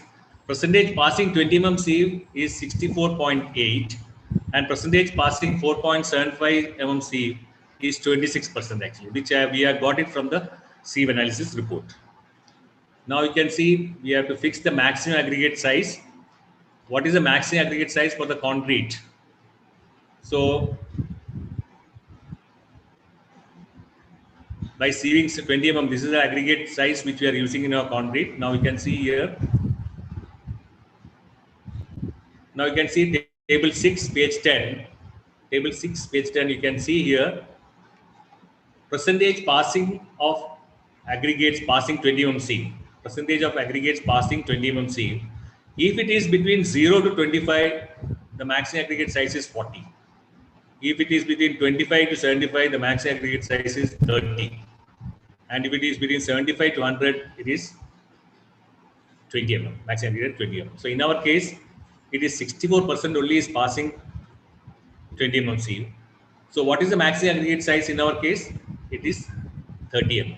Even though we had ordered for the supplier, aggregate supplier to supply you 20 mm aggregates, but at site when he supplied it, because for an individual house, you cannot go to a quarry and do all the checking. You can only ask the supplier.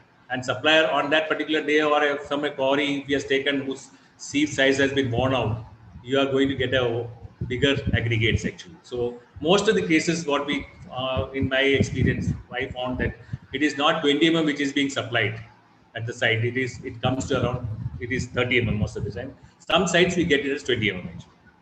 So here in our case, the maximum aggregate size is 30 mm. So you can see here, and the maximum aggregate size for this concrete mix design what we are executing.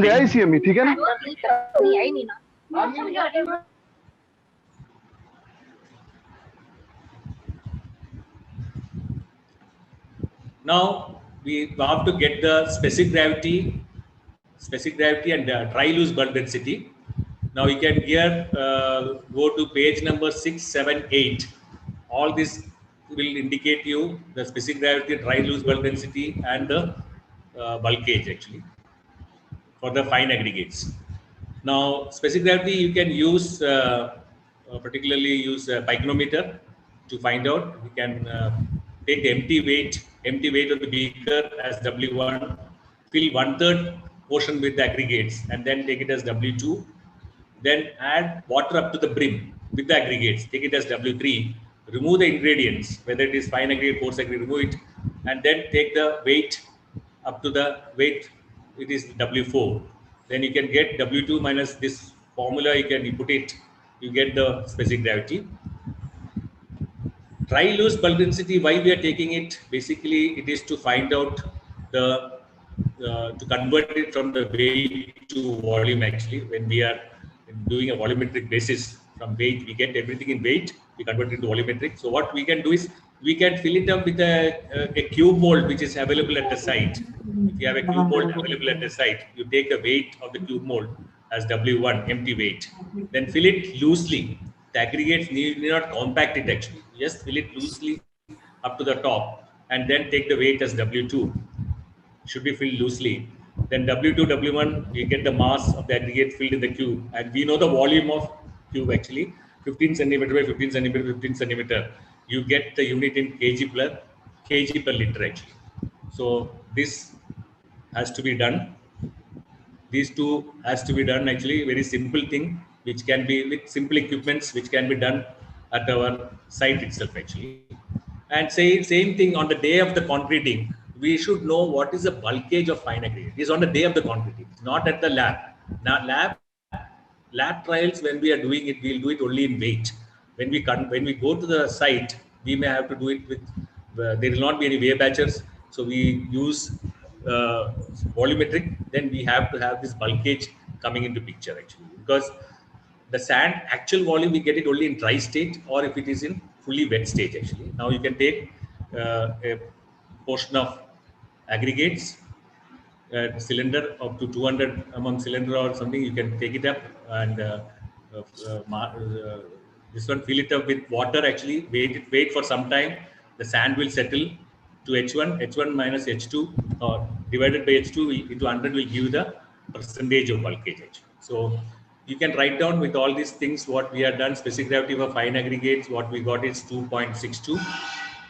Dry loose bulk density 1.43 kg per liter. Then for CA1 and CA2 specific gravity, what we got is 2.7. Dry loose bulk density for CA1 we got is 1.44 kg per liter, and dry loose bulk density for CA2 is 1.43 kg per liter actually. So you can just note down all these things in the worksheet. Same thing, bulkage of fine aggregates, when we convert it into volumetric, we be using this one, and for that we'll put the value as 20%.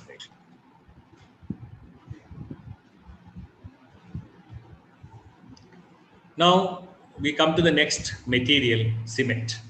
It's the most important material, and we all have to analyze what type of material, what type of cement we are using it.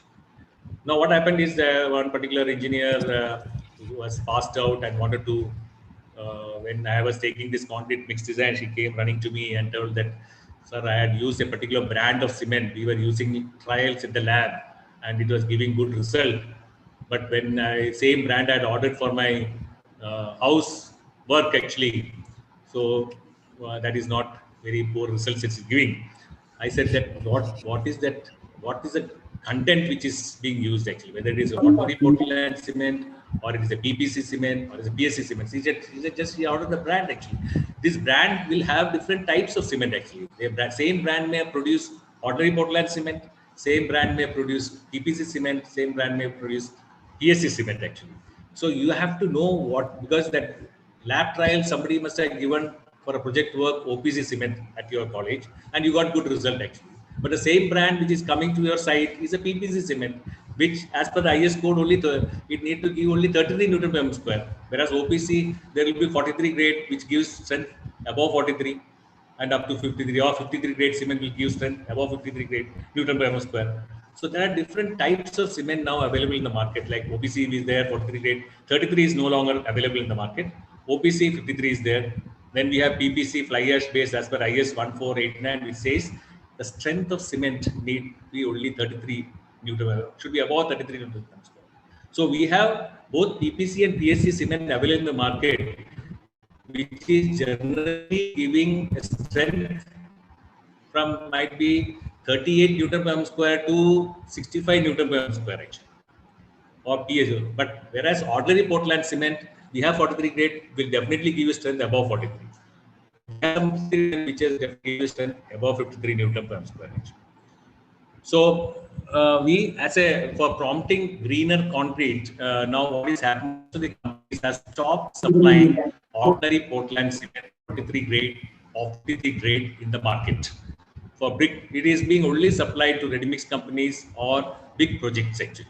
Whereas for a common man for making a house, he may get only EPC cement or a PSC cement actually, whose strength varies from 40 newtons to 65. So as a consumer, you have to analyze the cement, which cement you are using actually, what is the strength of that particular cement, whether you are using OPC cement, whether you are using PPC cement, or you are using a PSC cement actually.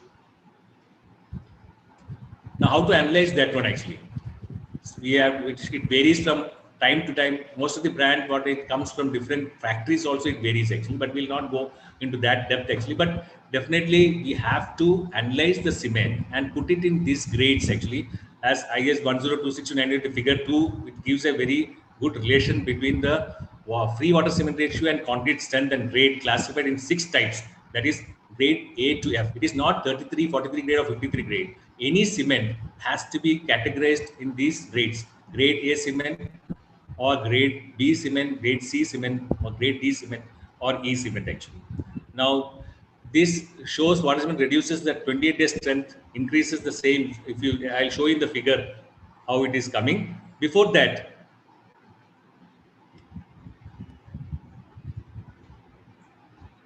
so now you can see here. Now this is the figure which I am referring to in IS 10262 1982. It is given. After that, it has been missing. But this document, I found it very important to analyze the cement actually. You have to analyze the cement in these grades actually. F, A, that is if the strength of cement at the end of 28 days lies between 325 to 375 kg per centimeter square, it comes under A grade cement. If it is between 475 to 525, it comes under D grade. If it comes under F to 575 to 625, between that one, it comes under F grade cement actually. Now, if we see that for a constant water cement ratio 0.5, you require the strength of concrete will be 20 for A grade cement, whereas for B grade cement, it is or F grade cement, it will be around 30 Newton per. It will be around 35 Newton per mm square actually. So at the constant water cement ratio, depending on the grade of cement, the strength of concrete varies from 20 for A grade to F is around 35 Newton per mm square. So grade, any cement what you are using, you have to find out the grade of concrete actually. Grade of cement actually. So for finding out the grade of cement,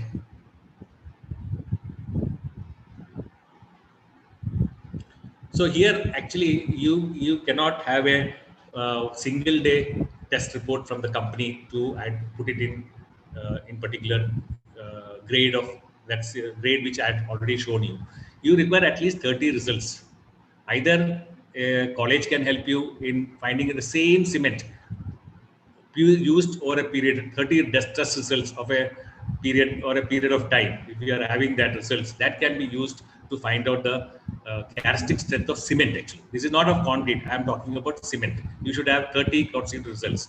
Or you can ask as a consumer to the cement companies to give me the last 30 days results, which will show, because what is happening is there's a standard deviation.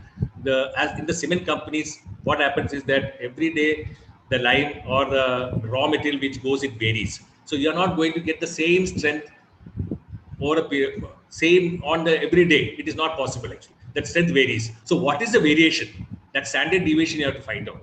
And depending on the standard deviation, you will find out the characteristic compressive strength. Or you can have, even if you can start using as an individual, if you have 30 results at your site of the concrete, you can form a standard deviation for a particular brand of cement actually. Now with this table, we can find out, now we can see here, average strength of cement. Now, 1 minute, I'll just go to that table once again.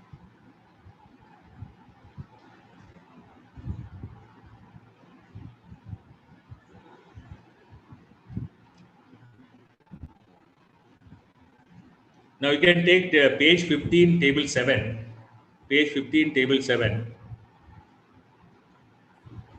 Now you can see here, if you take table 7, there are 30 results. A cement company always, every day they will test the cement. They will be having 3 days, 7 days, 28 days results actually. Every day their samples which is coming in the factory will be tested actually. And then we can take the average strength, we can take the minimum strength, the maximum strength, the average strength, and then find out the standard deviation with the results actually. In this particular case, the average strength is 674.74 and standard deviation comes to 11.28 actually. Now I'll just show you a comparison actually. Now there are 3 brands of cement giving you the strength, same strength, 580, average strength 580 Newton per square, 580 kg per centimeter square, 580 kg per centimeter square. All the 3 brands are giving you the same this one actually, same strength. The standard deviation is varying. For the factory A, it is giving, for a brand A, it is giving 10, for the brand B, it is giving 20, for the brand C, it is giving 35. Now, if you put in this formula, if you put in the formula, you can see here, FM characteristic strength of cement, FM minus 1.65 into S. Now you can see, once you put the standard deviation, you see brand A is giving 563 kg per centimeter square. It comes under grade F. Say second brand, it is giving you 547, which comes under grade E. And third brand is giving, because of the standard deviation is 35, it is giving a average characteristic compressive strength of cement as D. So it comes under grade D. I'm not telling grade D is bad and grade F is bad actually. Good actually, very good. It is not that good. But as engineers, you should know which grade of cement you are using. Whether you are using OPC, PPC, PSC, you should know which grade of cement you are using it, and design the concrete as per the grade what is available with you.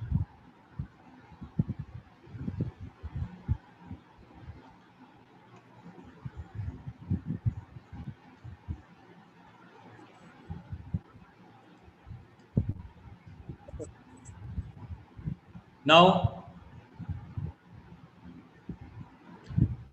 for our problem, you can tell that average strength as per the table, we have got 574.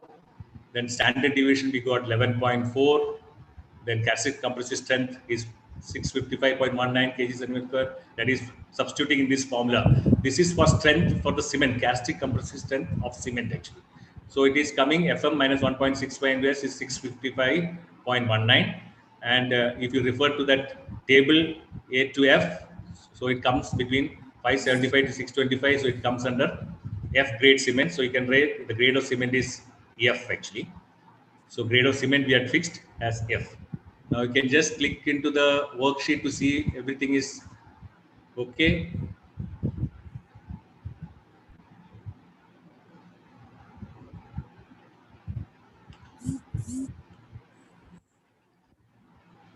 Now next property, next material, what we are using is water actually. Now somebody asked how we are going for an IHB site when we are implementing this concrete mix design, what test should be done, whether the water is good or not actually. So the worker came and asked, I said, yeah, you drink that water. If you are able to report to their duty next day, I will use that water for doing the concreting actually. So that's a simple test which we can do it. The water actually it should be potable. pH value should not be less than 6 actually.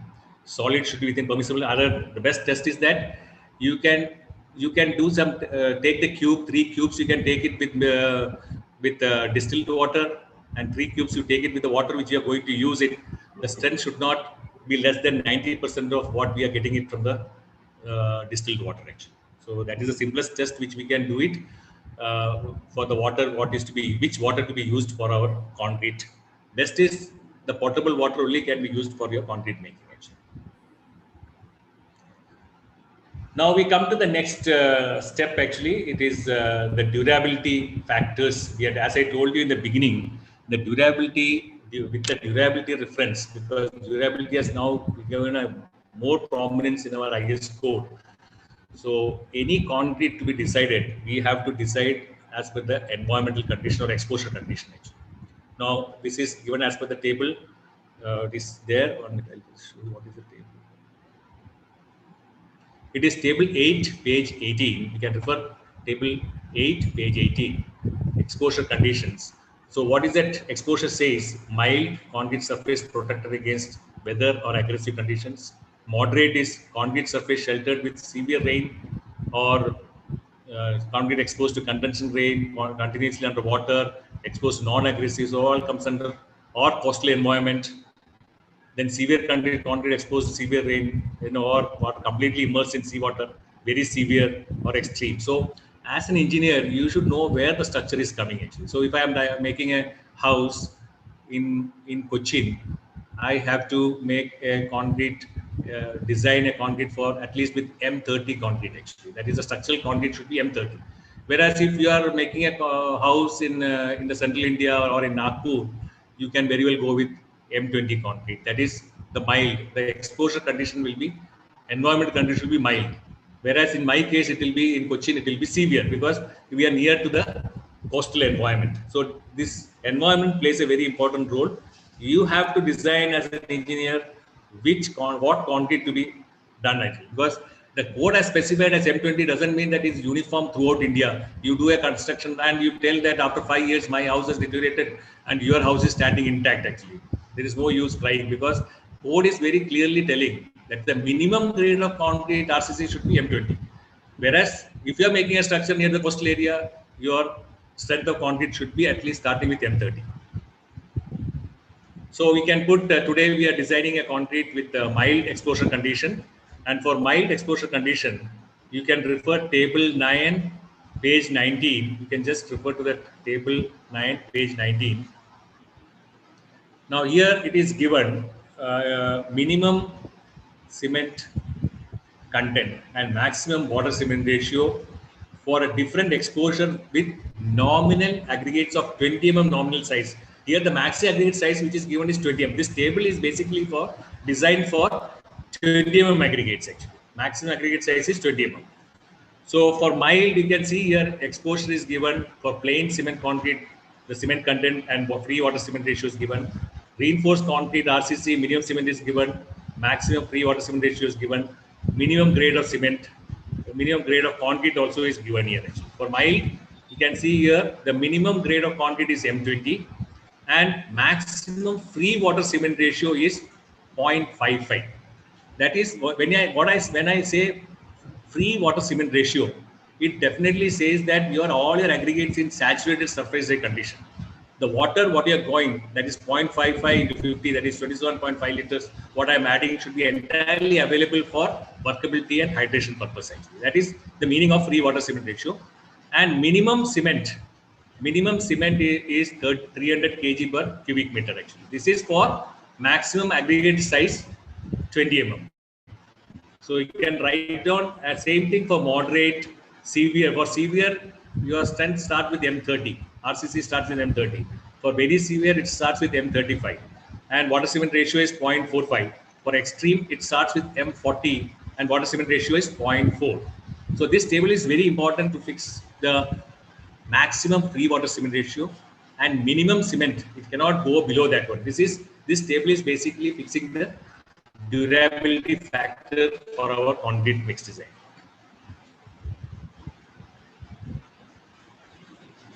So you can write here exposure condition. We are designing it for mild. We are written maximum water cement ratio for mild exposure condition is 0.55. Then minimum cement content as per the table what you got is 300 kg. That is for maximum aggregate size is 20 mm. Whereas maximum aggregate size in our case, what is the maximum aggregate size? It is 30 mm. So we have to refer to this table 10, page 20, you can refer. That is adjustment to minimum cement content for aggregates other than 20 mm nominal maximum size. That is, when the size of the aggregate increases, the surface area decreases actually. So there will be less of cement paste required to coat the aggregate surface actually. So you can actually reduce the cement content in this case by 15 kgs actually. By 15 kgs you can reduce for maximum aggregate size 30. In IS code actually it is given 20 and 40 is given. All this 30 what we have done is actually interpolated because most of the aggregate size which is available in the market is 30 mm. So you can reduce it by 15 kgs. We can reduce it by 15 kg. So what comes actually? What is the maximum aggregate? What is the cement content now? We can say. So minimum cement content as per the table will be 300 minus 15 because of the aggregate size 30 mm. This 300 is for 20 mm. For maximum aggregate 30 mm, as per the table, we can reduce 15 kg. So as per the durability required, the minimum cement content will be 285 kg per cubic meter. So these parameters are fixed as per the durability requirement. You cannot go below this one. You cannot go water cement ratio. You cannot go above 0.55.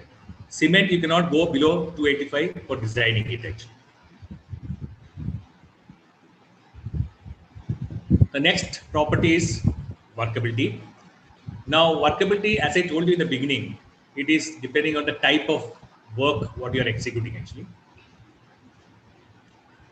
Now slump, everybody knows how to take a slump at site. In the colleges also, it has been taught in 3 layers. It has to be taken. First layer you take blows up to 25, up to the bottom. It should go up to the bottom of the cone. The next layer you do, and it should penetrate the first layer up to the half of that one.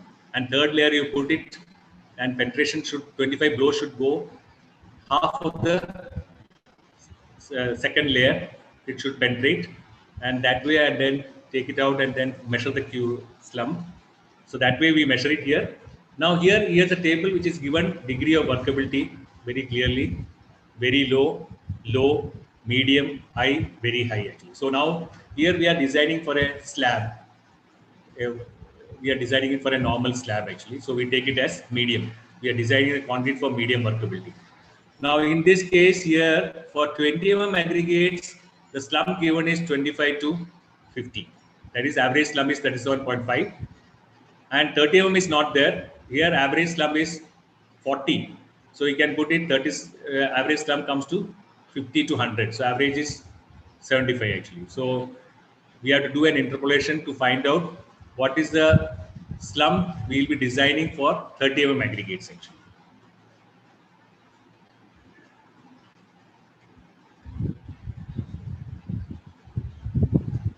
That is medium aggregates, medium size is simply reinforced section with normal vibrations and heavily reinforced section with good vibration. That is the placing conditions. All placing conditions is very well defined in this particular table. And you can choose which workable, what is the type of, again, what to say sometimes the engineers at site should understand what type of congestion is there in their site, in the slab, to decide on the workability.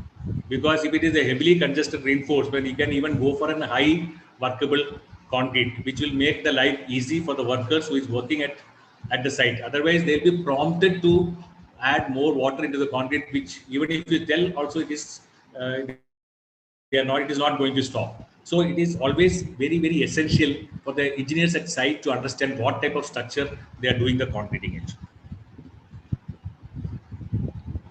Now here we can say, as a from the table for maxi aggregate size 20 mm, the slump what we got is 25 to 50. So average slump is 37.5. Now for maxi aggregate size 40, the slump what we got is 50 to 100. So average is 75 mm. But in our case, the maxi aggregate size is 30 mm. So we take the average of the two slumps, that is 37.5 plus 75 divided by 2. It comes to 56.25 mm. You can say 56 mm actually. So this is the slump which we'll be designing for today's problem. We are designing the workability for 56 mm. Now we have to fix the target. Step 5 we are coming to that step 5, target mean strength actually. Now to fix the target mean strength is that why we need to fix when we are doing the trials in the lab condition, it is very ideal condition actually. So we have to fix a target. Suppose if we are doing an M20 concrete, you have to have a target which is in ideal condition. That target, depending on the conditions existing at site, we have to fix the target condition. So I'll just explain that one. Now you can see degree of quality control expected under different site conditions. Now very good. Suppose the condition at site is very good.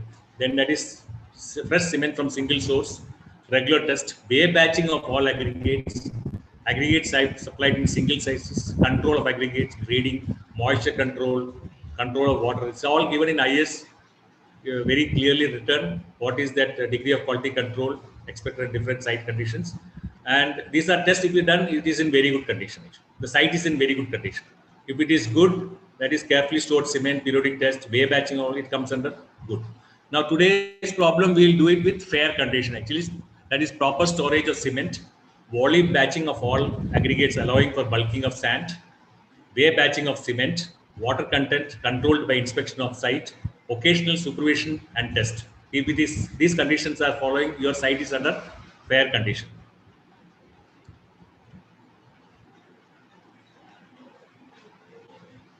So this was given in table 12, page 23 actually. So we degree of quality control, what we are expected at site in our problem today is taken as fair. So you can write down as fair here. Now you can refer table 13, page 24.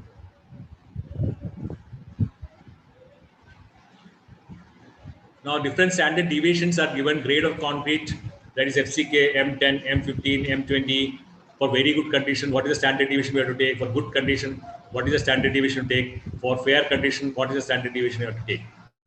So for M20, or under fair condition, the standard deviation what you take is 5.6.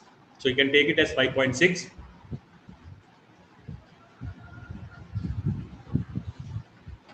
So for the value of standard deviation for M20 is S is 5.6. Now we come to the value of T actually. Value of T. What is this value of T actually?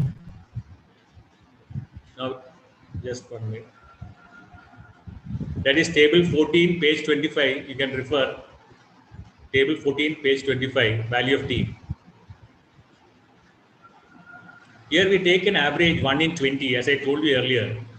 That is, if you take 1 in 5, that is 1 out of every 5 cube what you are taking will fail actually.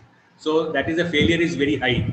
Whereas 1 in 100 means 1 out of every 100 cubes what you are taking will only fail actually. So that is a very ideal condition. It's very difficult to set the target actually. So what we take as per the IS, this one, that is 5% failure is acceptable. That is M20 concrete what we are going to design. Even if 5% doesn't achieve, that is out of 100 cubes, 5 cubes need not even achieve 20 Newton per square. Still your concrete mix design is okay as per the design. So we take it as 1.6, value of T as 1.65. So what happens when we take value of T as 1.65, target mean strength will be 20 plus 1.65 into 5.6. So we have come to 29 Newton per square, say 29 Newton per square. So to achieve M20 concrete under fair condition, in your site, if it is under fair condition, if you want to achieve M20 concrete, you have to achieve 29 Newton per square in the lab condition. When we are doing the trial, under ideal conditions, you have to, under ideal condition, you have to achieve 29 Newton per square. Then only you will be able to get M20 for fair condition at site actually.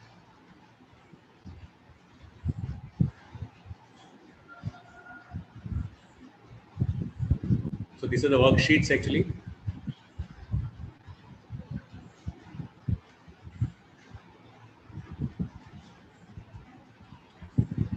Degree of quality control, we have taken the durability factor, mild, 0.55 water cement ratio, 285 kg, we have fixed it actually. Markability is medium. Then we are designing for 56 mm. Then degree of quality control is fair. We got the standard deviation is 5.6 Newton per square. Then value of T we have selected is 1.65. Then target mean strength is 29 Newton per square actually.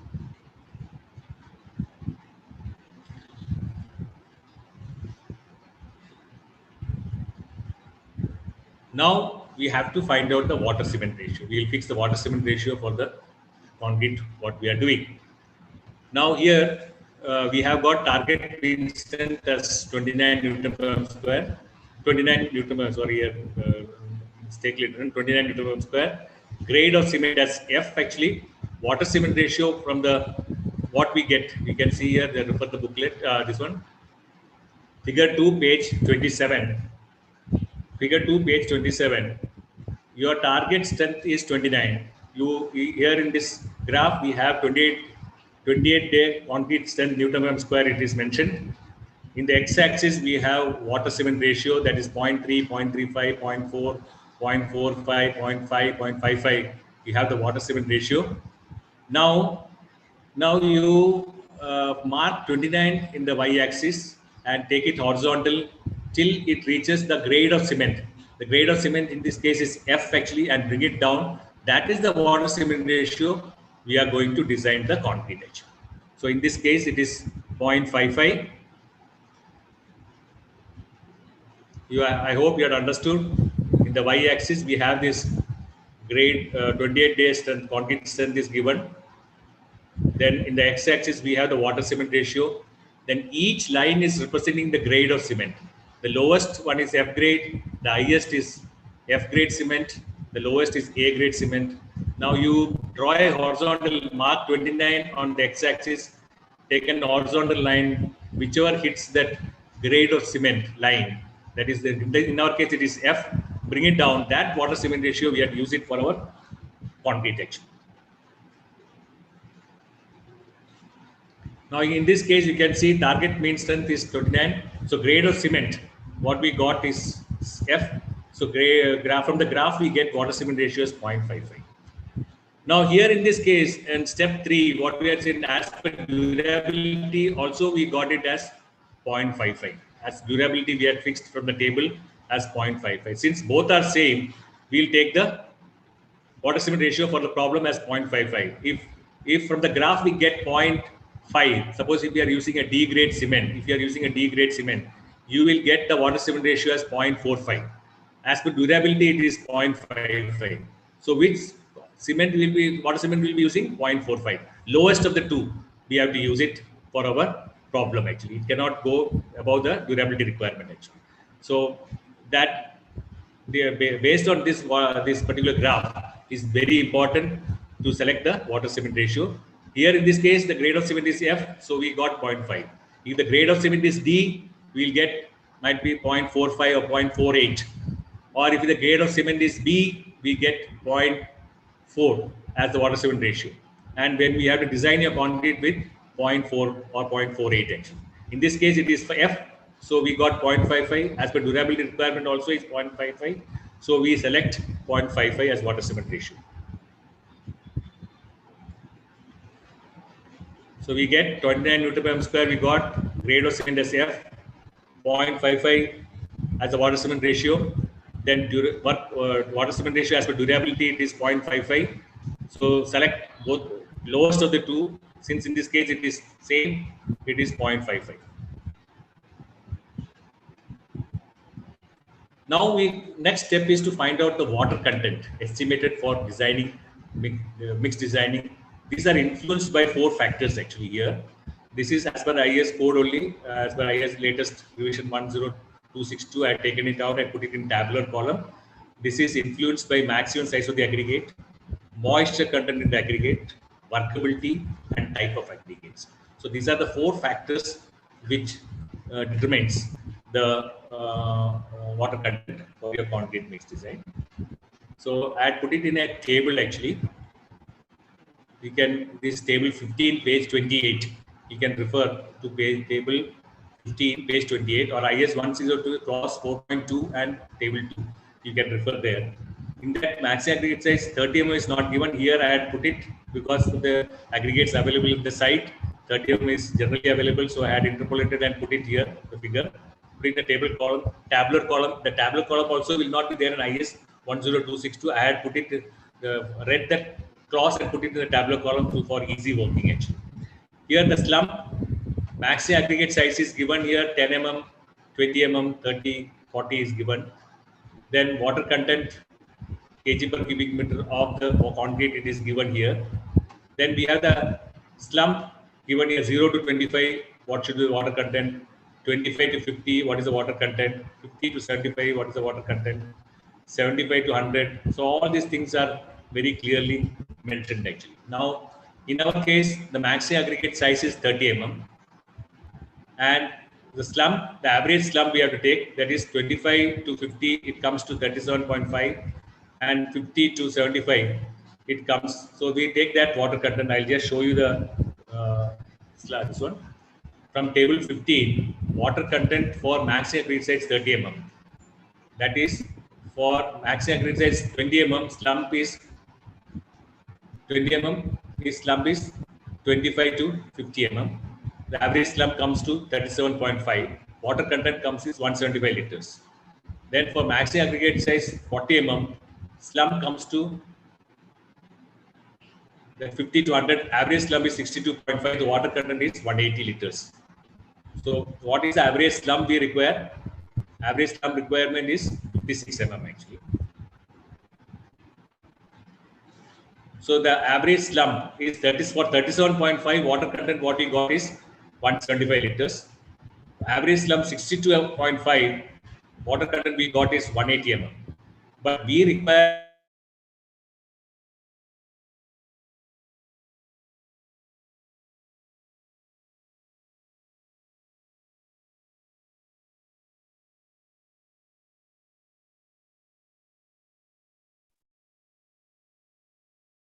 But their screen share has gone.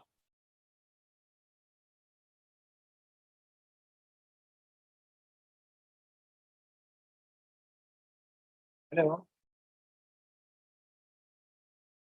Elisa, your audio and screen share has gone.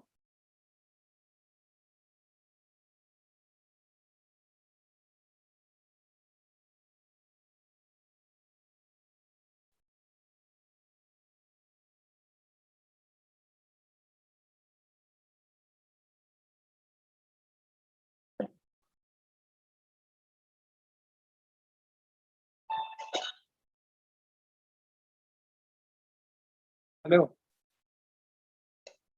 वो left हो गए क्या? Left हो गए क्या?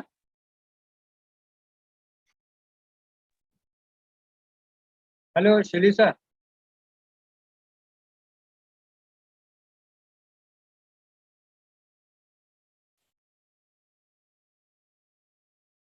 हाँ वो left हो गए शायद, वो नेटवर्क का इशू आया है। Just call in. सर शायद उनके यहाँ नेटवर्क का इश्यू हो रहा है।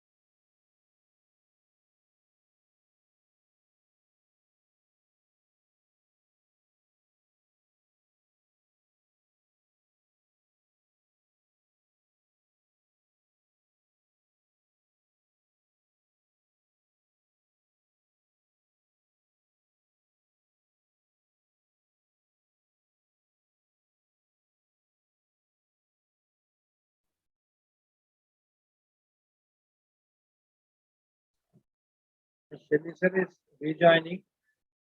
Technical issue has come there. Please.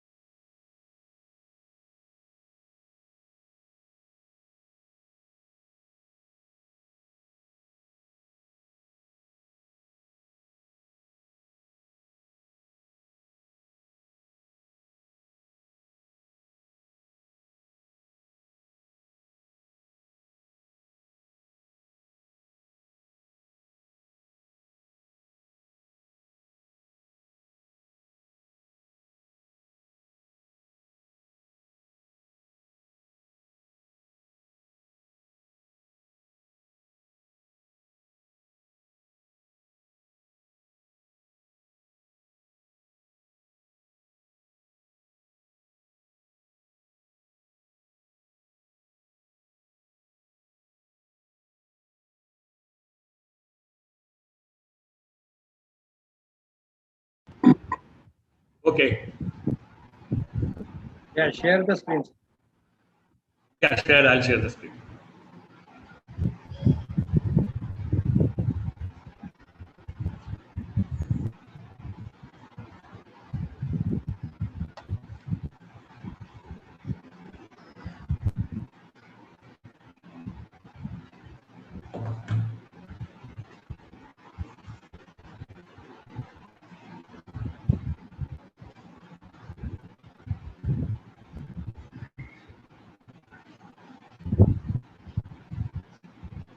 The host, disable participant screen sharing. Dhananjay, please make Fernandez sir as a co-host.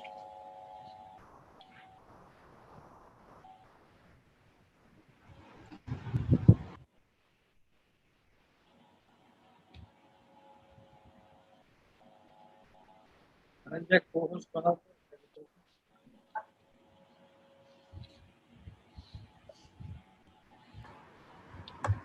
Sir ते आय थिंक पुन्हा लेफ्ट झाले.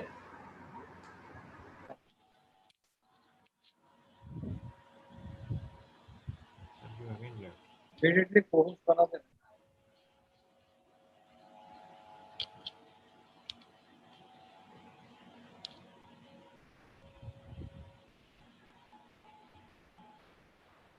I think you again left. No, yeah. Sir, you are now co-host. You can share. Video on करना.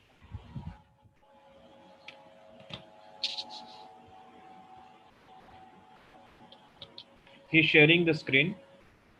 Please wait.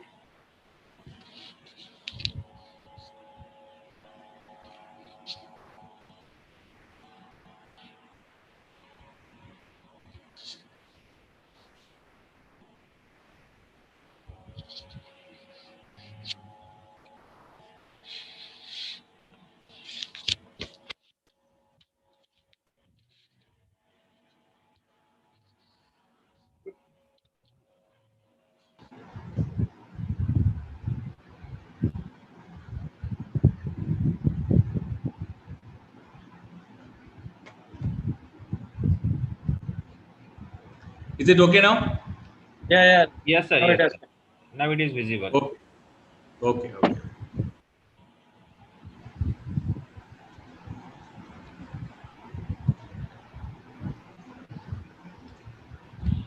Yeah, I'll just this one water content we are reached. I hope I had not missed because of this rain started in Cochin, that monsoon, that internet cable is slightly dwindling. So select, now we come to the water content, selecting the water content actually depending on the workability. Now here it is max aggregate size for the workability. For average slump we have this 25 to 30 is 175 will select, and 50 to 75 180 for max aggregate size. So I'll just show the interpolation there to find out for 56 average slump.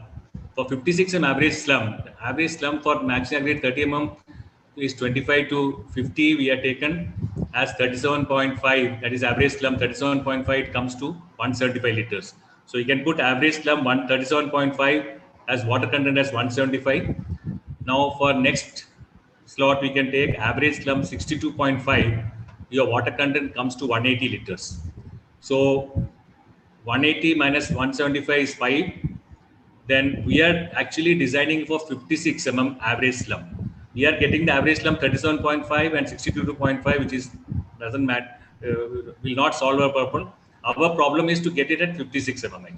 So that's why this calculation is to get the water content for average slump 56 That is 62.5 minus 37.5 is 25, and then we have this 56 minus 37.5 is 18.5. So you do the interpolation z dash, we are finding z dash divided by 18.5 is equal to 5 divided by 25, you get z dash, and z is, you have this 175 plus that is z 3.7, so you get around 178.7. So you say 179 liters we have to use for your water content for an average slump of 56 for the max aggregate size 30 actually. Now here actually there is a notes attached to it actually. It is there in the IS code itself, that is water estimate can be reduced approximately by 10 kg for sub-angular aggregates. This all aggregates what we are is crushed type aggregates. So if you are using a sub-angular, the water required for covering that aggregate can be reduced by 10 kg or 20 kg if it is a gravel or some crust. That is, if you are using a part of natural aggregates, you can use pebbles also as aggregates, or part of pebbles and part of crust aggregates you are using it. You can reduce 20 kgs from the water content. Or if you are using exclusively rounded aggregates, whether it is natural as well as coarse or fine aggregate, you are using natural aggregates for your making concrete, you can reduce the water content by 25 kg. As you know that rounded aggregates, less of water will be required because the surface area gets reduced, so you can reduce the water content. And note 2, Again, the water content can be reduced. Suppose if we are decided to use plasticizer for your concrete.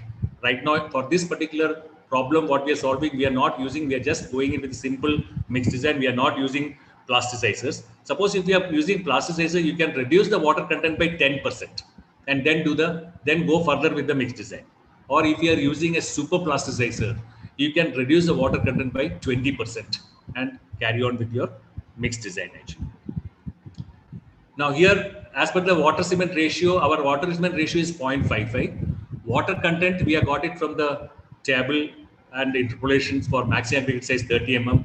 We got the water content as 179 kg per cubic meter. So water content, what we get?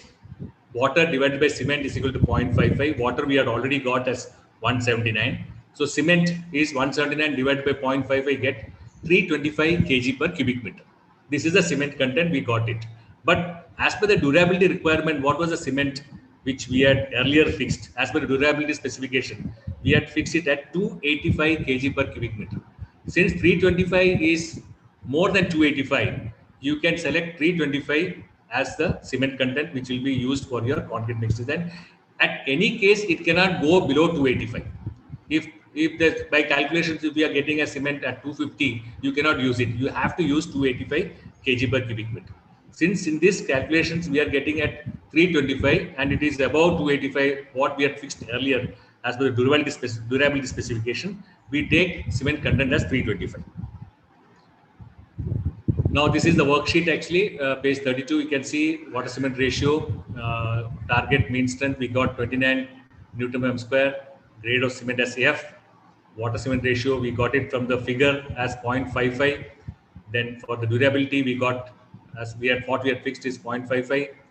So above least of the two, lower of the two we take, it is here in this case, it's same 0.55. Then we had gone to water content, we got 179 liters, and cement content we got 325 kgs. Now the most important part of the mixed design is coming actually. Here actually I am deviating from IS code actually. Now what I have found is when we go aggregate proportion, in that aggregate proportion, fine aggregate, you have to study what type of fine aggregate you are using it. You have to study the fine aggregate in depth. For this particular case, see, mixed designs, any method you can use it, as I told you earlier. Whatever method you are using it, within 2 or 3 or 4 trials, if you are able to achieve the target of workability, strength and durability, you are able to, as I told you, we can do this, all these calculations and take it to up the step. But afterwards that artist in you has to come into picture, and the faster you reach your target, it is better actually. So what I could find is that aggregate proportions, we are taking it as DOE method, Department of Environment, that is UK, has developed certain graphs, which I found it very useful and to the point we can reach very fast actually. So it depends on all these 4 parameters, that is maximum aggregate size, workability slump, free water cement ratio, and percentage passing 600 micron sieve, which we had already fixed in our sieve analysis report for the aggregates, for fine aggregate that comes to 37.7. So I'll just run through the sample graph actually. There are graphs given to you for maximum aggregate size 20 mm, then maximum aggregate size 30 mm, then maximum aggregate size 40 mm. There are 4 different graphs given actually. 4 set of graphs is given to you. The sample graph, I'll just go through it. This is a sample graph actually. Now you can see this is figure 5A and B. Here actually, this is recommended proportions of fine aggregate for percentage passing 600 micron sieve. Now here you can see MAS 30 it is given, that is maximum aggregate size 30 mm.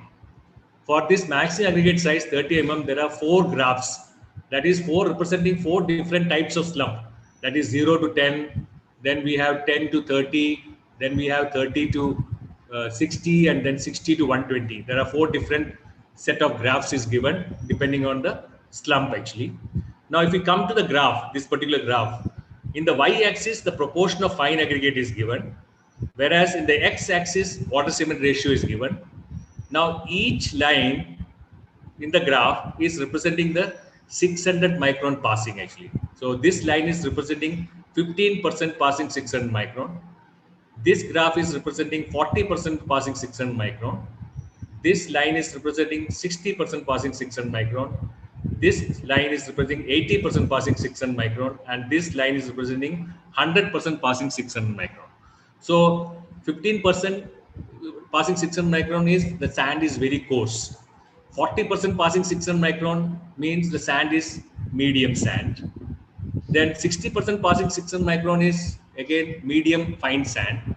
Then 80% and 100% is very fine sand. So from coarser to finer, we can see here. Here we have the water cement ratio in the x-axis. The proportion of fine aggregate is given in the y-axis. We have the slum. E for slum 0 to 10, that is average slum 5 mm. This graph is okay. For average slum 10 to 40, that is 20 mm. Average slum 20 mm, this graph is workable. And the same way we have another two graph for 30 to 60 mm. That is for average slum 45 mm. And then another graph is there which is showing 60 to 180, 60 to 180 actually. So it comes to 120 average slum. So, and here the maximum aggregate says 30 mm. We have graph for maximum aggregate says 20 mm. We have graph for maximum aggregate size 30 mm. We have graph for maximum aggregate size 40 mm. Even for 10 mm also is there, but in this I had given you only. Now you can see here. This is that page 34. If you take figure 4a, maxi aggregate size 20 mm, we have a set of graph. You can see slump 0 to 10, average slump is 5 mm. Here 10 to 30, average slump is 20 mm for, and same we have this percentage passing 600 micron, 1540 representing this one, 600% proportion of fine aggregate.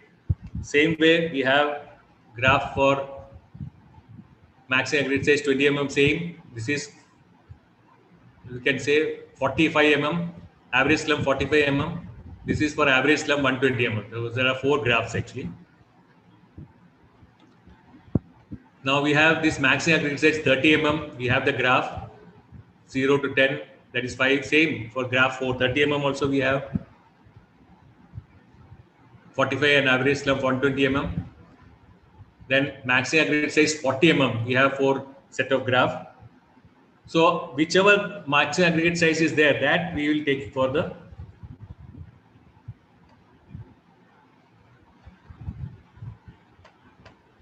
So we will be referring to, before we come to that actual problem, I just like to tell why this proportion of fine aggregate is very important to find out, and what are the factors it is affecting the concrete, which is very, very important to find out actually. Now, if we are taking two trials, if we are taking this, both the graph is representing two concrete trials actually. Both the concrete trials we are taking with one maxi aggregate size. One first concrete trial we are taking with maxi aggregate size 40 mm. Another concrete trial we are taking with the maxi aggregate size 20 mm. Rest everything is same. We are targeting the same slump, average slump 45 mm. Here also average slump 45 mm. The materials what we are using, fine aggregate 15% passing 600 micron, we are using for both the trials. And we are keeping the water cement ratio also same for both the concrete actually. So what is the effect? The effect is, you can see that for this first trial with maximum aggregate size 40 mm, you require with 0.5 water cement ratio and 15%, 40% passing 600 micron. Sorry, you are getting a, here it is 40% passing 600 micron. Here also that slightly correction is there. It comes to 40% passing 600 micron. You are getting a, this one for maximum aggregate size 40 mm, you are getting around 34% of fine aggregate. Whereas for maximum aggregate size 20 mm, you are getting around 41. So that inference is, as the maximum aggregate size decreases, we require more percentage of fine aggregate added into a concrete to make your mix cohesive actually. Generally what happens is that when we say that more of fine aggregates to be added, then what happens, the water demand increases, your mix will become non-cohesive actually. But you can see from the figure, as the maxi aggregate size is reducing from 40 mm to 20 mm, you are getting, you have to add more of fine aggregates to make your mix cohesive actually. That's what the graph is showing. Same thing again, that's another factor what we have done. We are using maximum aggregate size same is kept for both the concrete, same. Maximum aggregate as 20 mm is kept for both the concrete. Now here, what we have done is even water cement ratio we had kept for same for both the concrete 0.5, 0.5 we had kept actually. And 600 micron passing, what we had kept is 40% for both the concrete. That's a medium sand we are using for both the concrete. Now only change what we have done is for the first concrete we are targeting a low workable concrete. That is average slump is 10 to 30, that is around 20 mm slump. Average slump is 20 mm. Whereas for next concrete we are targeting an average slump of 120 mm actually. High slump we are targeting actually. Now you can see here 0.5 water cement ratio on the x-axis. You mark it, take it a vertical line up to the 40% passing 600 micron, and take it horizontal line towards the x-axis. You are getting a percentage of fine aggregate as 38. Same thing, 0.5 water cement ratio, you take a vertical line, take it to 40% passing 600 micron, bring it to the y-axis, you are getting a fine aggregate percentage as 46. So the inference is that as the slump workability increases, we require more percentage of fine aggregate to make your mix cohesive. So this is where we lead into trouble actually. Now you can see here, maximum aggregate size is same for both the concrete. Water cement ratio is kept. Fine aggregates, what you are using, 600 micron passing is same for both the concrete. Keeping these parameters same, only change is first concrete low slump, second concrete high slump. What inference is showing is that you have to add more percentage of fine aggregate into a concrete to make your mix cohesive. Generally, what happens if you add more of fines, then what happens? The workability will drop actually. That's what our mindset says. But this graph shows very clearly that you have to add when you are adding more percentage to make your mix workable. You have to add more percentage of fine aggregate in your concrete actually. Now, same thing with the water cement ratio. Now we are keeping here. Now here we are doing two concrete. Both the concrete we are doing with the maximum aggregate size 20 mm, and we are targeting the same slump, that is average slump of 45 mm. And water cement ratio what we are targeting is 0.5 for both the concrete actually. Now only difference here, for the first concrete we are using a medium sand. For the first concrete, we are using a medium sand, that is 40% passing 600 micron. Whereas for the second sand, we are using coarse sand, that is 15% zone 1 sand. This one is zone 2 sand. This one is zone 1 sand actually. So what is the difference? You can see when we are taking 0.5, take it up to the vertical line up to the 40% passing, and then take it to the y-axis, you get 42% as fine aggregate. Here 0.5, take it to 15% because we are the zone 1 sand we are using, and take it to the y-axis, we are getting percentage of fine aggregate as 50. So for coarser, when the sand becomes coarser, or that is from zone 2 to zone 1, we require more percentage of fine aggregate in your concrete. That is for when your mix is when your sand is coarse or zone 1, you require to add more more fine aggregate into your concrete to have that fines to make your mix cohesive actually. So you depending on the percentage coarser sand or the fine sand what you are using for your concrete, you require, if you are adding fine sand, already fines are there, so you require to add less percentage of fine aggregate in your concrete. When you are adding coarse sand for your concrete, when you have a coarse sand in your at site, you require to add more of fines into the concrete to make your mix cohesive actually. That fourth condition is we are using maximum aggregate size 20 mm for both the concrete. Here slump what we are targeting is same, that is average slump of 20 mm for both the concrete. Here percentage of fine aggregate passing 600 micron, that is 600 micron passing is 40% for both the concrete. Now here only what we are variation is that first concrete we are doing with water cement ratio of 0.4. The second concrete we are doing with 0.6. So with 0.4 we are getting a percentage of fine aggregate as 35, whereas for 0.6 percentage passing 600 water cement ratio, you are getting for 40% passing 600 micron, you are getting a percentage passing proportion of fine aggregate as 40% actually. So here the inference is as the water cement ratio increases, we require more percentage of fine aggregate to make your concrete mix cohesive. So these are the four parameters, four factors which you have to look closely into it, understand the type of fine aggregate what you are going to use actually, and where your mix design is going wrong. You will be able to understand with these four parameters actually. Now, in our case, our maximum aggregate. We come back to the problem. Our maximum aggregate size is 30 mm. The workability or the slump what we are designing is 56 mm, and water cement ratio we are designing it for 0.55, and 600 micron passing. This is as per the sieve analysis report where we had fixed the zone. We have taken the 600 micron as 37.7%. So all the four parameters we are having. Now we have to, with these parameters in picture, through the graph, some interpolation is required to be done to get the reach at this one particular percentage of fine aggregate actually. Now hence we can say you select page 37 figure 5C and 5D, that is maximum aggregate size 30 mm. You select that figure from page 37 figure C and D. The average slump is 30 to 60 divided by 2 is 45 mm. Then average 5D it is 60 plus 180 divided by 2 is 120 mm. So you can check the graph. These are the two graphs available there actually. We can see this is for average slump 30 mm to 60 mm. So it comes to average slump 45 mm.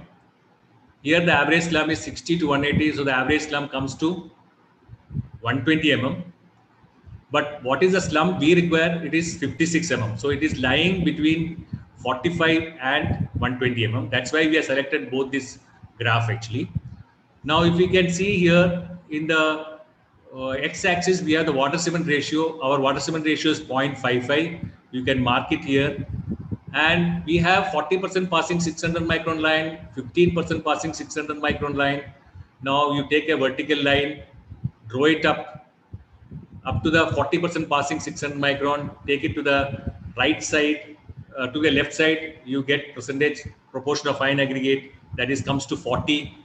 We can put it here as 40. In the bottom graph, that is 40% passing 600 micron, you can put 40. That is for 15% passing 600, take the same vertical line up to 15%, bring it to the y-axis, you get 48.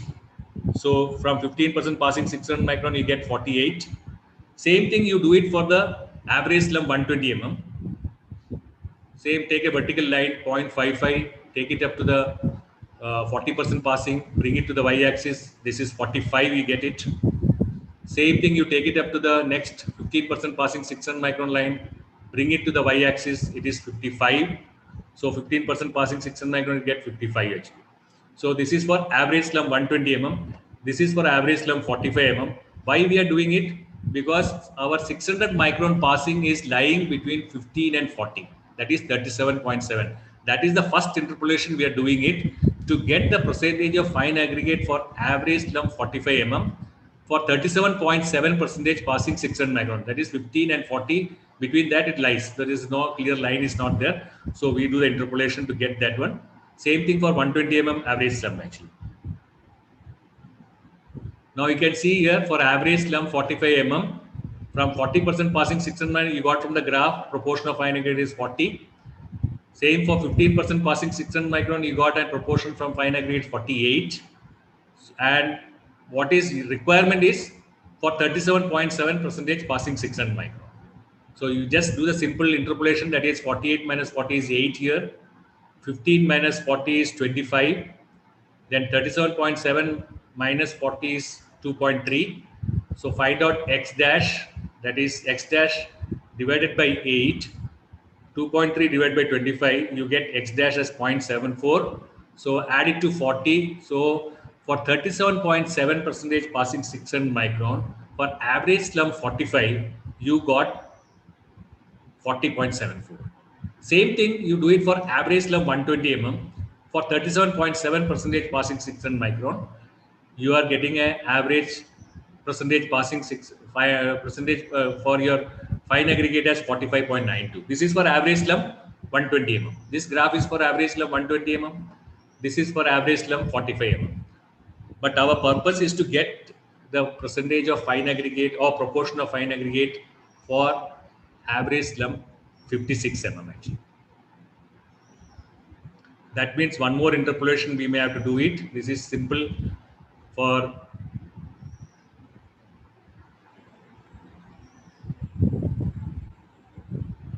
so we have got that third interpolation. The first interpolation we got for average slump 45 mm. You got a figure of 40.74. You put it here. Now this is for average slump 45 mm. Now in the x-axis we have this average slump coming in picture. For average slump 45 mm you got 40.74. For average slump 120 mm you got 45.92. Now we require to do the interpolation to get the average slump 56 mm. That is 120 minus 45 you get 75. 56 minus 45 you get 11. Then 45.92 minus 40.74 is 5.18. So 5.1 z dash divided by 5.1 11 by 75, you get z dash. Add it on to that z, you get 41.5. So with these two interpolations, that is first because we don't get it directly from the graph, small interpolation work, we have to do it to arrive at the percentage of fine aggregate. Now we have got 41.5, we got the percentage of fine aggregate. This is for 37.7 percentage passing 600 micron and for average slump of 56 mm. This is as per our design, what we are doing the problem actually.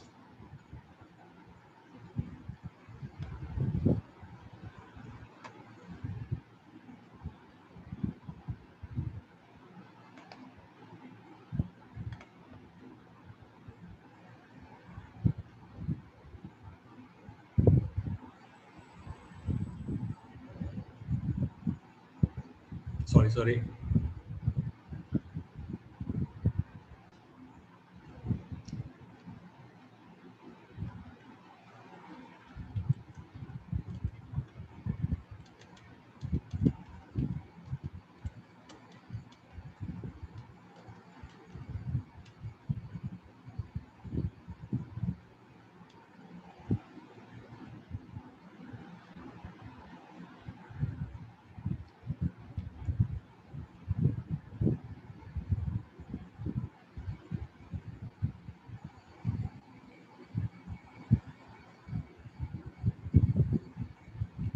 So you got 41.5 from these interpolations. What we got it actually 41.5 average slump.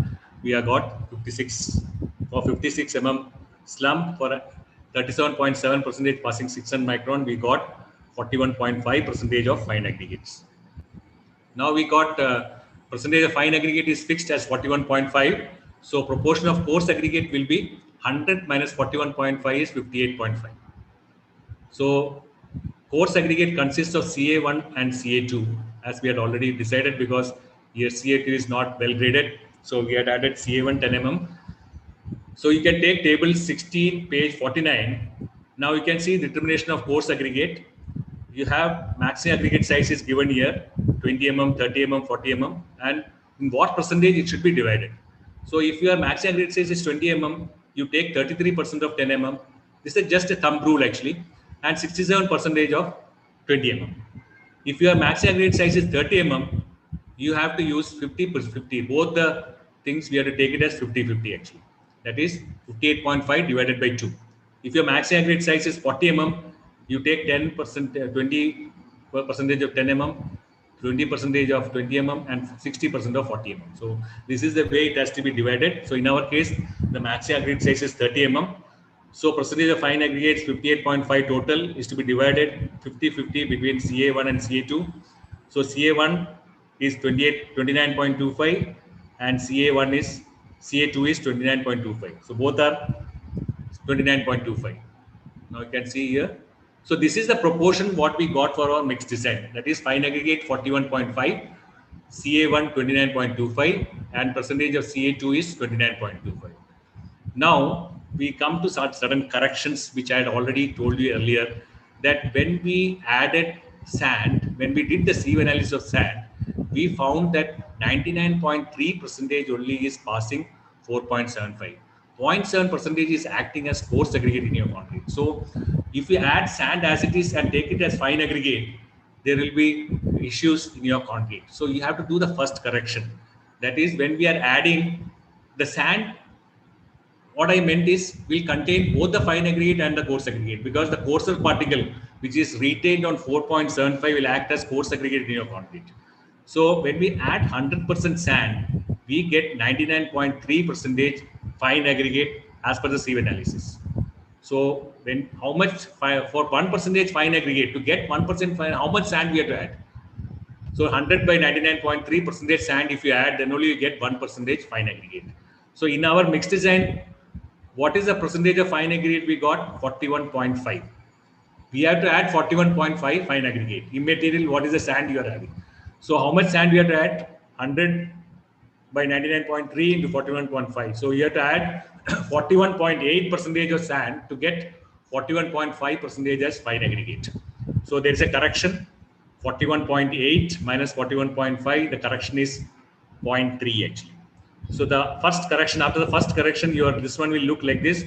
Percentage of fine aggregate as 41.8, percentage of coarse aggregate 28, because we will be reducing 0.3 from the CA1, because that is coming from your sand. So 28.9, 29.25 minus 0.3, it comes to 28.95. And CA2 is 29.2, there is no change. Now you can see here.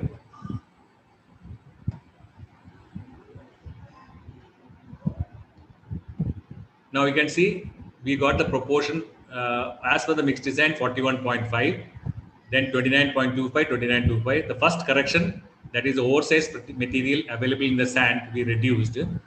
Because it getting reduced in the sand, we added to the sand 0.3, reduced it from coarse aggregate because it is available in the sand itself, minus 0.3.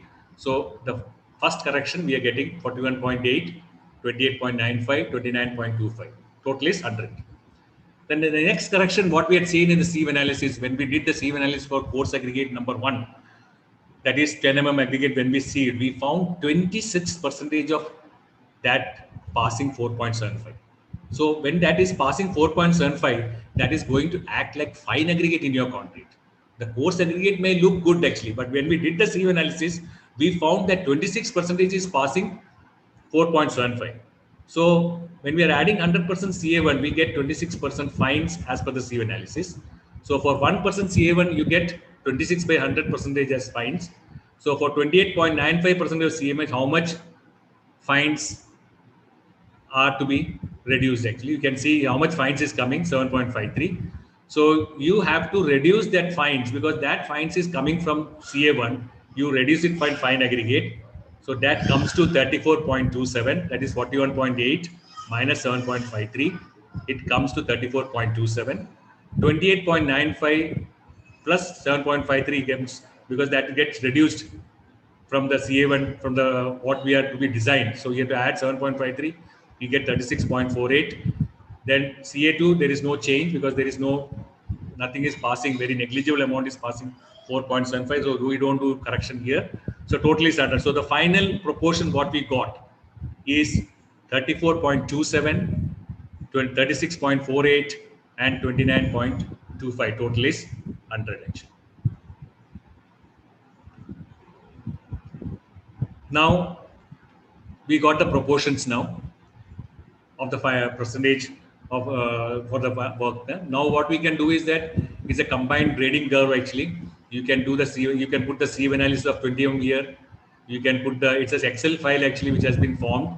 You can put what is the percentage we got as per the mixed design. You can put it here, and then 10 mm mixed design you can put it here, and the sand you can put it here and see whether it is fitting the well fit curve actually between pink and yellow.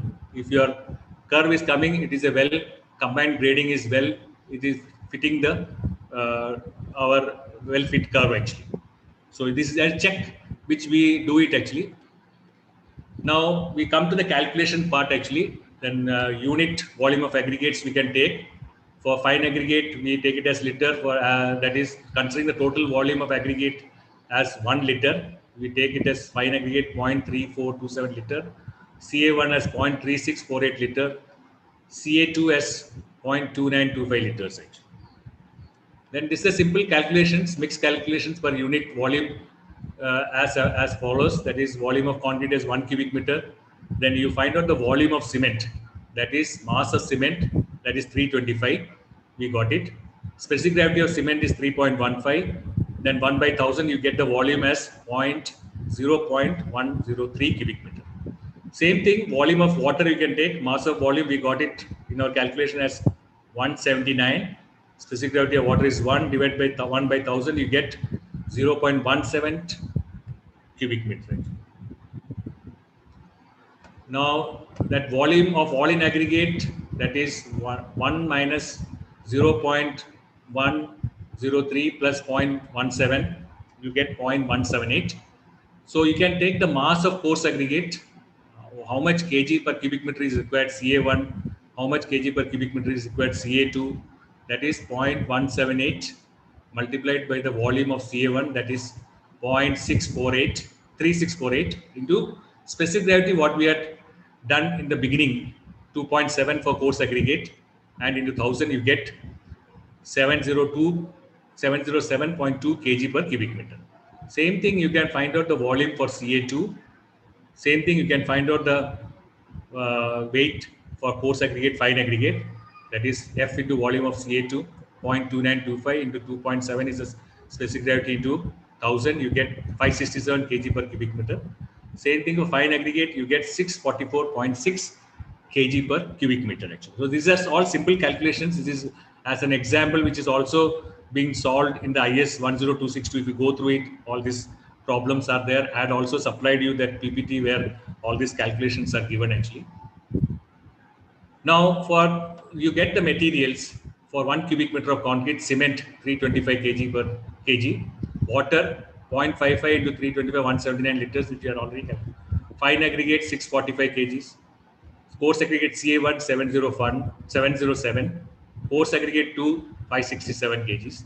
Now what we require is again material required for 1 kg, 1 bag cement. We can calculate it actually for 50 kg bag, 1 bag of cement, 27.5 liters. This is water is that free water cement ratio actually. That is 99.23 kgs, then 107.77 kgs, 87. So this is for 1 bag of cement actually. Now you can put it actually in again an Excel file and with all this cement content and water content and aggregate content and water content, everything with their specific gravity, you can put it and just find out whether the 1 cubic meter what you are batching is it 1 cubic meter or not. You can check with this step actually.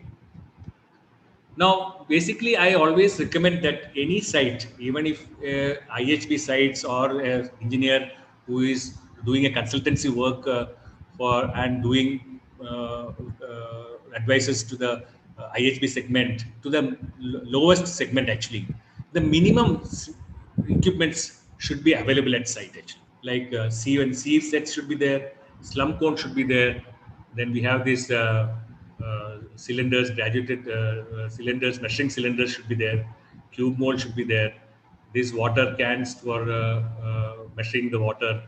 Then weighing scales.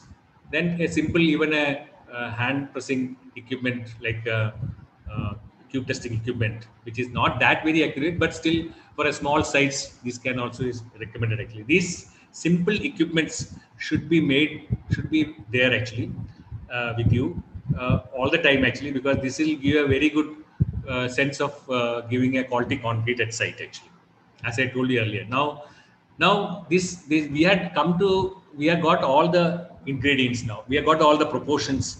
We got cement, we got water, we got coarse Ca1, Ca2, fine aggregate, everything is there. It is ready for mixed design, but we cannot directly implement it at site. We have to do the lab trial. For lab trial, we take 5 kg cement. This is for lab trial, 5 kg cement. Then that water 0.55 into 2.75. This 2.75, that's why it becomes very important. When we are doing the lab trial, all your aggregate should be in saturated surface day condition.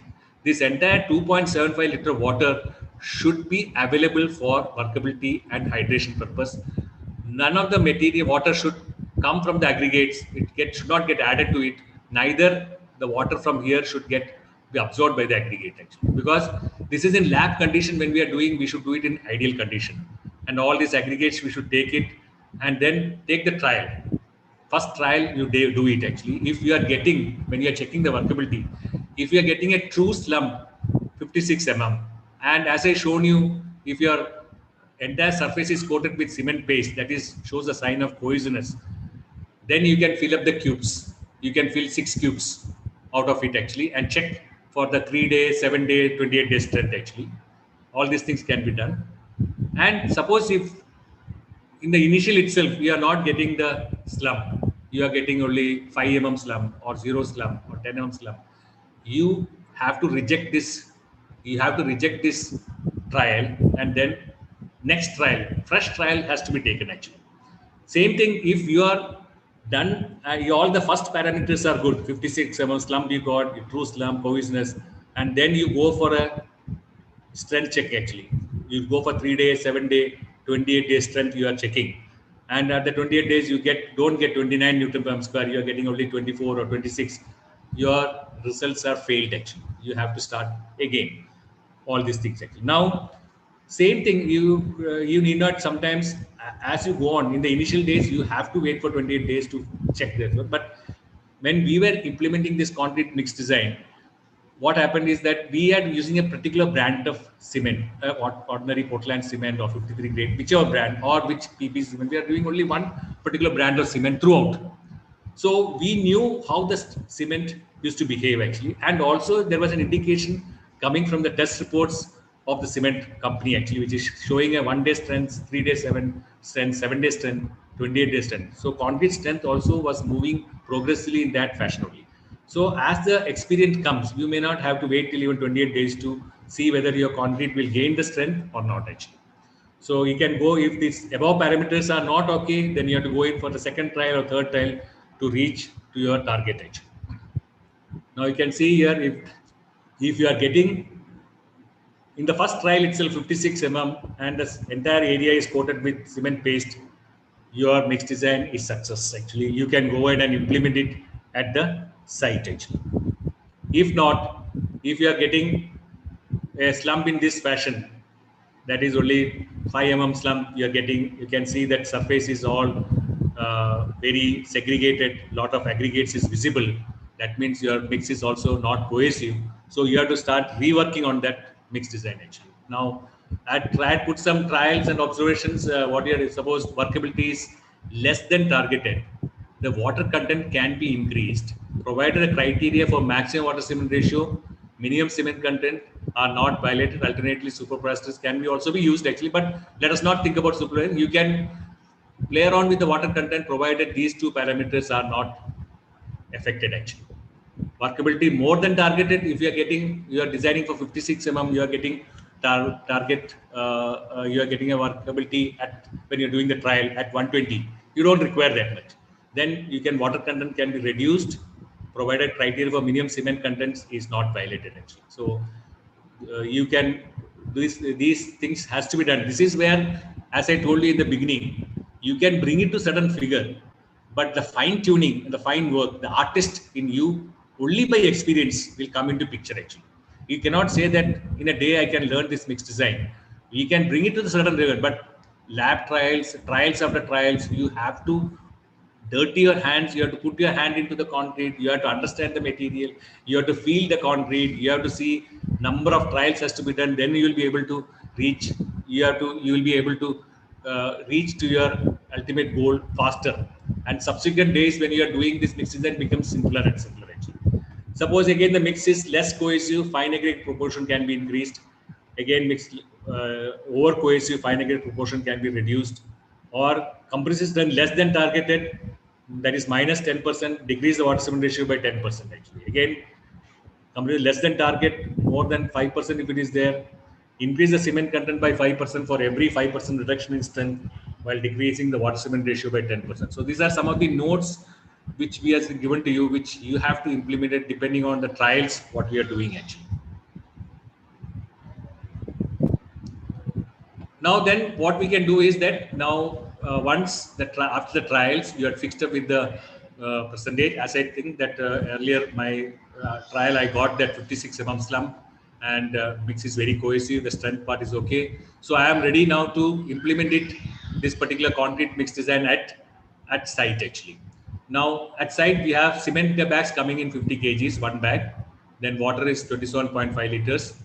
Then here in this case, when we are implementing at site, the condition of aggregates, fine aggregate and coarse aggregate, you have to just take the simple test, find out, because it may have rained during the day when you are doing the concreting, or it may be very hot sun, it is there actually, and the aggregates may be in very dry conditions. So you have to find out what is the absorption the aggregate will, that already you must have done it in the lab, you will know what percentage of extra water to be added, or if it has rained, what is the surface water. You can just check up, find out, take the simple kg, take 1 kg sample, just try it, see that the shining part gets dried off, see the weight. That is a percentage of water which is available on the aggregates. That extra water has to be reduced from 27.5 liters. If the aggregates is very dry on that particular day of the concrete, you have to add extra water depending on the aggregate which is absorbing the water actually. So DLBD, what we had done in step 2 earlier, dry loose bulk density for fine aggregate was 1.43 kg per liter. Now fine aggregate we got first weight is 99.323 divided by dry loose bulk density, you get it in liters. You get it 69 liters. And then again bulking of sand. As I told you, this bulkage of sand also on a particular day of concrete. You take a sample of sand, put it on a measuring cylinder. That is suppose if we are taken up to 100, and then add water up to the top, shake it and keep it for some time. You see that sand settling down to the actual volume. Suppose it might have come to 80. So your bulkage, you can take it as 20%. So that much extra sand has to be added actually. So that comes bulkage is 69 into 1.2, it comes to 83 liters. Same thing for CA1, by weight we got 109 kgs. So divided by 1.44, you get 75 liters. Same thing, so CA2, you get 87 kgs you got, divided by 1.43, the dry loose bulk density of CA2 is 1.43, it comes to 60 liters. So 83 liters for fine aggregate, CA1 it's 75 liters, and CA2 is 60 liters actually. Now, as I told you earlier, these boxes are now vanished from our construction industry. 70, 75, 80% of the sites are using their own convenient method of batching actually. Sometimes they use the mortar pan, somewhere they use the rubber baskets, depending on their comfort. They are now easily available in the hardware store. Now these boxes are vanished. Now these, wherever that mixer machine with the skip or bucket, you can use these buckets actually, very easy to design. I'd send the design also. That is the length keeps on varying for the liters. That is the breadth and height remains same, 33.3 into 30. For 35 liters, this should be 35 centimeters. For 40 liters, this should be 40 centimeters. For 45, for 20 liters, this should be 20. This length should be varying actually. This length should be varying actually. So if we have this 12 boxes of 20 liters, 25 liters, 30 liters, 35 liters, 40 liters, 45 liters at your site, 12 boxes, you can implement any concrete mix design at site actually. You don't require, but these boxes should be there actually. Now, some sites when we tried to implement it, we found that the mixer machine didn't have the skip bucket. Only the drum is there. So lifting these boxes, because these boxes to handle, we require 2 people actually. Whereas directly we cannot pour into the drum. So what we did, we went in for a smaller size of drum size, bucket size. This is the size which is given here. Now we coming back to the problem. If you have these 12 boxes, now what in our case, fine aggregate is 83 liters. You can choose 2 boxes of 45 liters. That comes to 90 liters. You can say it is, we require actually 83 liters. So it coming plus 7. For CA1, it is 75 liters. We selected 2 boxes of 35 liters, 35 to 35, 70 liters. So it is minus 70, minus 5 liters, you can see here. And for CA2, it is 60 liters. We selected 2 boxes of 30 liters. So 30, 30, 60. So there is no correction here. So deviation should be not be more than plus minus 2. So plus 7 minus 5, it is coming to 2. So it is plus 2. It should not be going above 2. So that way you have to arrange the boxes actually at site to when we are implementing this volumetric batching actually. Now, as I was telling you, if we have all these proper boxes at site, cement, you have to instruct the workers that one at a time. That is, you should not cut it open and put it on a plastic sheet as I showed you earlier. One cement at a time has to be going into the skip bucket. And we have these 5-liter boxes. And if the engineer has done the homework properly, done the proper remix design, and if the workers are getting a workable concrete without compromising on your water cement ratio, the amount of water what we had asked to add, then no worker will add extra water to make it workable actually. Suppose if you have not done your homework and you're standing straight on a concrete day coming for supervising, you will be a mere spectator because the workers take over and they do the proper mix design. They do the work, mix design as per their knowledge. They'll add more water into the aggregates and make it workable actually. And you are nowhere near the picture actually. So all the homework has to be done by the engineer before the start of concrete. Might be well before the start of concrete. When we were implementing, we were doing it regularly. So we do not have much time. We didn't take. In the earlier time, we used to take a lot of time. But as the time progresses, because cement factor, we had fixed it actually. We had gone with only one brand of cement. We knew how the strength progresses, what is the 28-day strength it used to give. Not much consistent brand of cement was selected actually to be implemented for all the 32 sites what we had done implemented the mix design actually. So we knew the cement.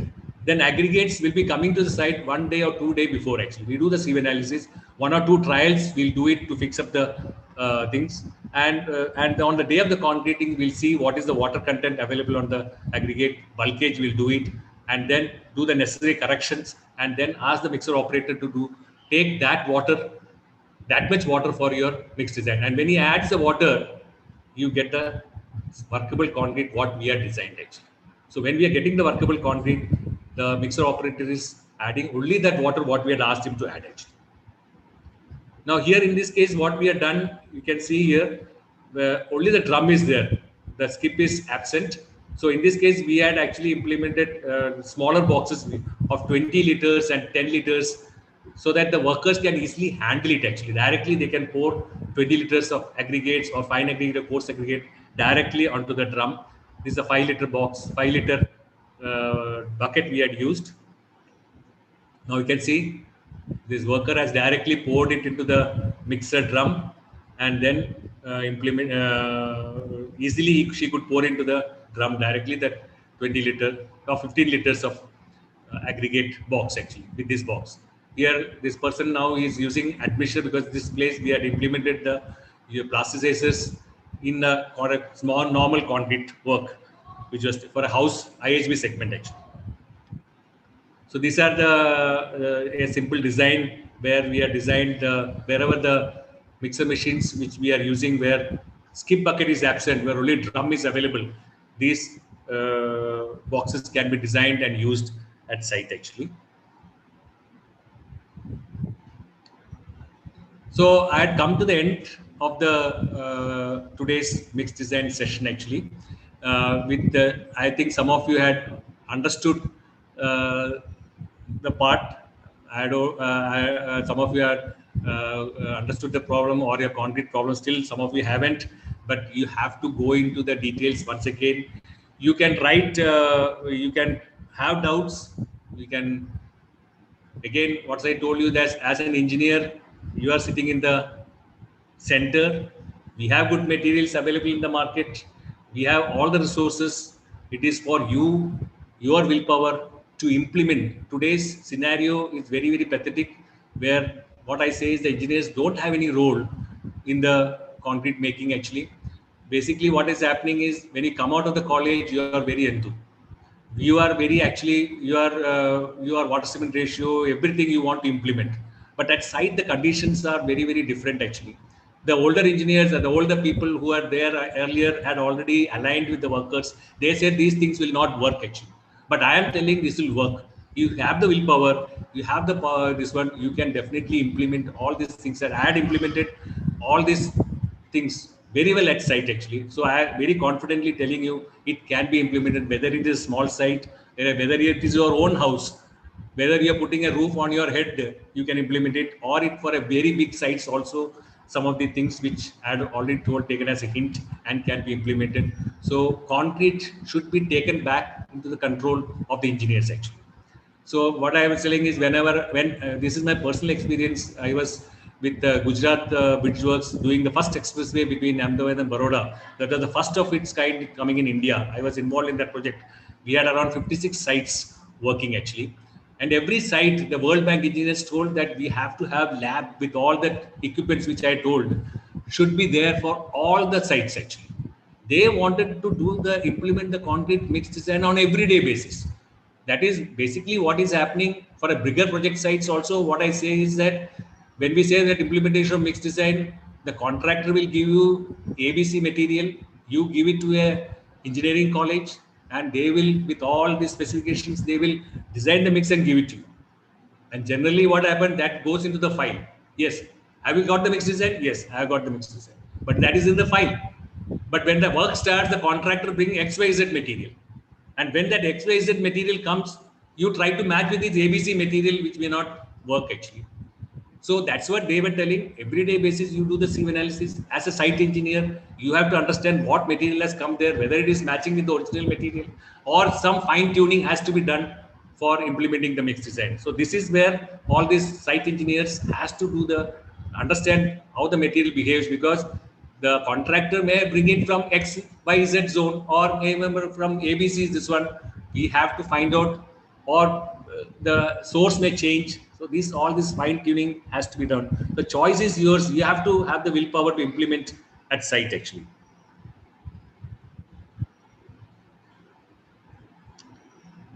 So thank you. Thanks to Dr. Walson Varghese, Professor Satane and team of KDK College of Engineering, Engineer Manoj, Uttavar, ICI, Dr. Virendra and team of ICI, and Ms. Divya B, Tejeshwari W, team ICI student chapter and participants for presence and good wishes. Thank you. Questions, please, or forward it to Shelly S. Fernandez. This is my email ID. And or you can post your question to Dr. Q in our website, that is www.qcritindia.com, where if you go to that website, you can find Dr. Q. You can click and put all your questions there, or you can find a lot of questions which has come to our website available there for all your queries. You can go through that one, or there are in our website we have a lot of webinars which we have conducted. We had posted it there, so it will be useful for all our participants if they can go there and get the things done actually. Thank you very much, sir. Thank you, sir. It has been a very wonderful session. Perhaps everybody is still the participant count is around more than 400. Everybody okay, is, sir. Yeah, everybody is sincerely listening to you. Very practical approach you have given to the students and the faculty, those who are attending and listening. Certainly, once again, when they go again go through the books and other references, they will have the more outlook into the content of the conference. Everybody has been asked to, everybody has been asked to put a questions in a chat box. So there are many questions that have come. I'll read one by one so that you can give the answers to this. Okay, the voice is not clear. Voice is not clear. Is it not? Voice. Is it clear? Is it clear? Now it is clear. Now it is clear. Yeah. Why is the voice problem? Yeah. Thank you very much, Shelly sir, for your knowledge talk on concrete mix design. Okay. Thank you, sir. There have been many feedbacks are coming that about the excellent presentations, that fantastic presentations that you have given. There are few questions I can see here.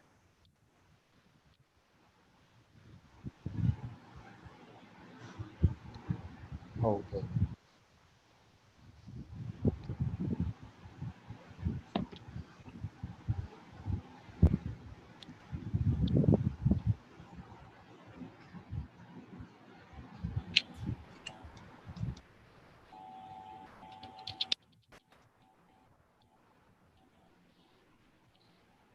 Swapnil, the questions was nothing and nothing.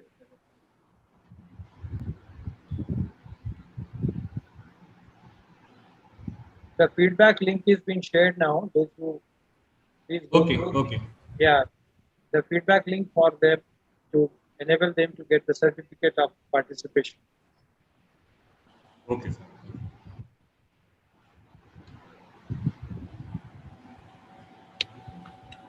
Swapnil, ये question पढ़ लेना chat box में है. Sir, actually, I'm not getting any question in the chat box.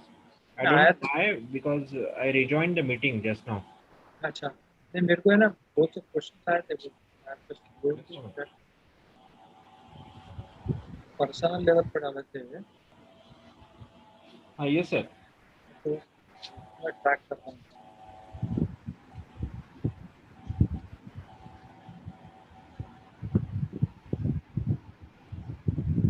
Sir, Mr. Mahesh Rathod is asking, hello. Yes. Yeah. I can hear. During volume batching for aggregate, is there any chance of error due to air voids?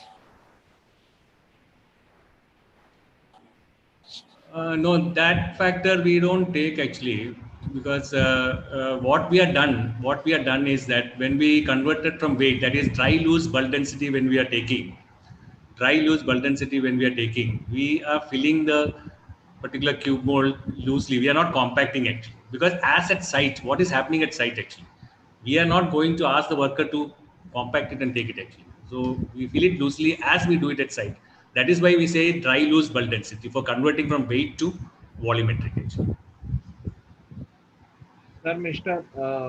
Likhit is asking, what is the research gap in ultra high performance concrete? What is the research? What is the research gap in ultra high performance concrete? Research gap in high performance concrete. Yeah, now see we see, but basically the every development is happening actually. Cements also nowadays, what in our country what we are producing, it is the grades are going above 70 Newton per square actually, whereas our code is now right now only up to 53, whereas cement available in the factory is going above 70 actually. And ultra fine concrete, basically it is just not the ordinary Portland cement. It is a combination of different ultra fines actually, which is now coming into play. Like we have microsilica, alcofines, these are the parameters which gets added into the cement to produce this ultra fine concrete. So research, it is still we can say in India we reached up to M100, but definitely very shortly we may go in with M200 or 250, or we got the printing technology already. IIT Chennai has already come into picture actually, wherein going for ultra fine concrete actually. Sir, one question from me. Can you please suggest Yeah. any method to check the quantity of ready mix concrete? Yeah, definitely. We have this, which is they do it. Yeah, at site you want to do it, or On every site, concrete? sir, on site. After receiving a batch, how to No, measure the volume? Volume actually. What we can do, you can do a yield test. You can ask that RMC operator. They can check the weight of the vehicle. You check the weight of the vehicle. After unloading, let them check again from the same weigh batching, weigh scale, weigh bridge. Let him check the empty weight. So you get the weight of the concrete inside this one. You take the sample of concrete at site and do a yield test in your lab, and then compare it with these two things, whether the quantity is 1 or 1.0. So the yield test can be done at site very well without any problem. Thank you, You sir. can check what is 1 cubic meter is 1 cubic meter, what you had got from the ready mix plant.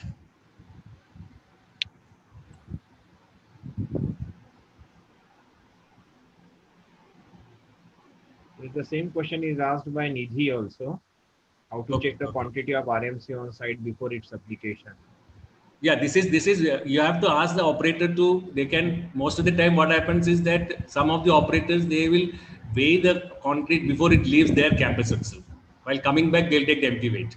And they have taken the sample of concrete and they have doing a yield test. We have a cylinder, we fill the concrete in the cylinder and they take the weight, empty weight, and this one we take the yield test there and compare it with the actual concrete which is supplied by the truck, whether the 1 cubic meter is 1 cubic meter or not, what we have got it. So that can be done at site also, or at the RMC plant operator's place also we can do it. Sir, Mr. Mahesh is asking, actually he is asking your comment on cement grouted bituminous mix design. No, I don't have much experience in that one, so I'll not be able to answer that one actually. Difficult, because I don't have experience in that particular field. Can you elaborate, sir, of presence of super plasticizer in RMC, percentage, quantity of it? Super plasticizers? In RMCs? Yeah, we have to. It is specifically designed plasticizers which we are using in ready mix, because it is having a small retarding effect as well as the supervising, that is a high water reducing agent is being used actually, because basically once the concrete is designed, it has to travel in the city. It is for commercial purpose, so it takes around, might be 2.5 hours to 3 hours or 3.5 hours, where the concrete should not get set. So that's why the retarding effect comes into place. And then that's why when you see that vehicle which is moving, it is slightly kept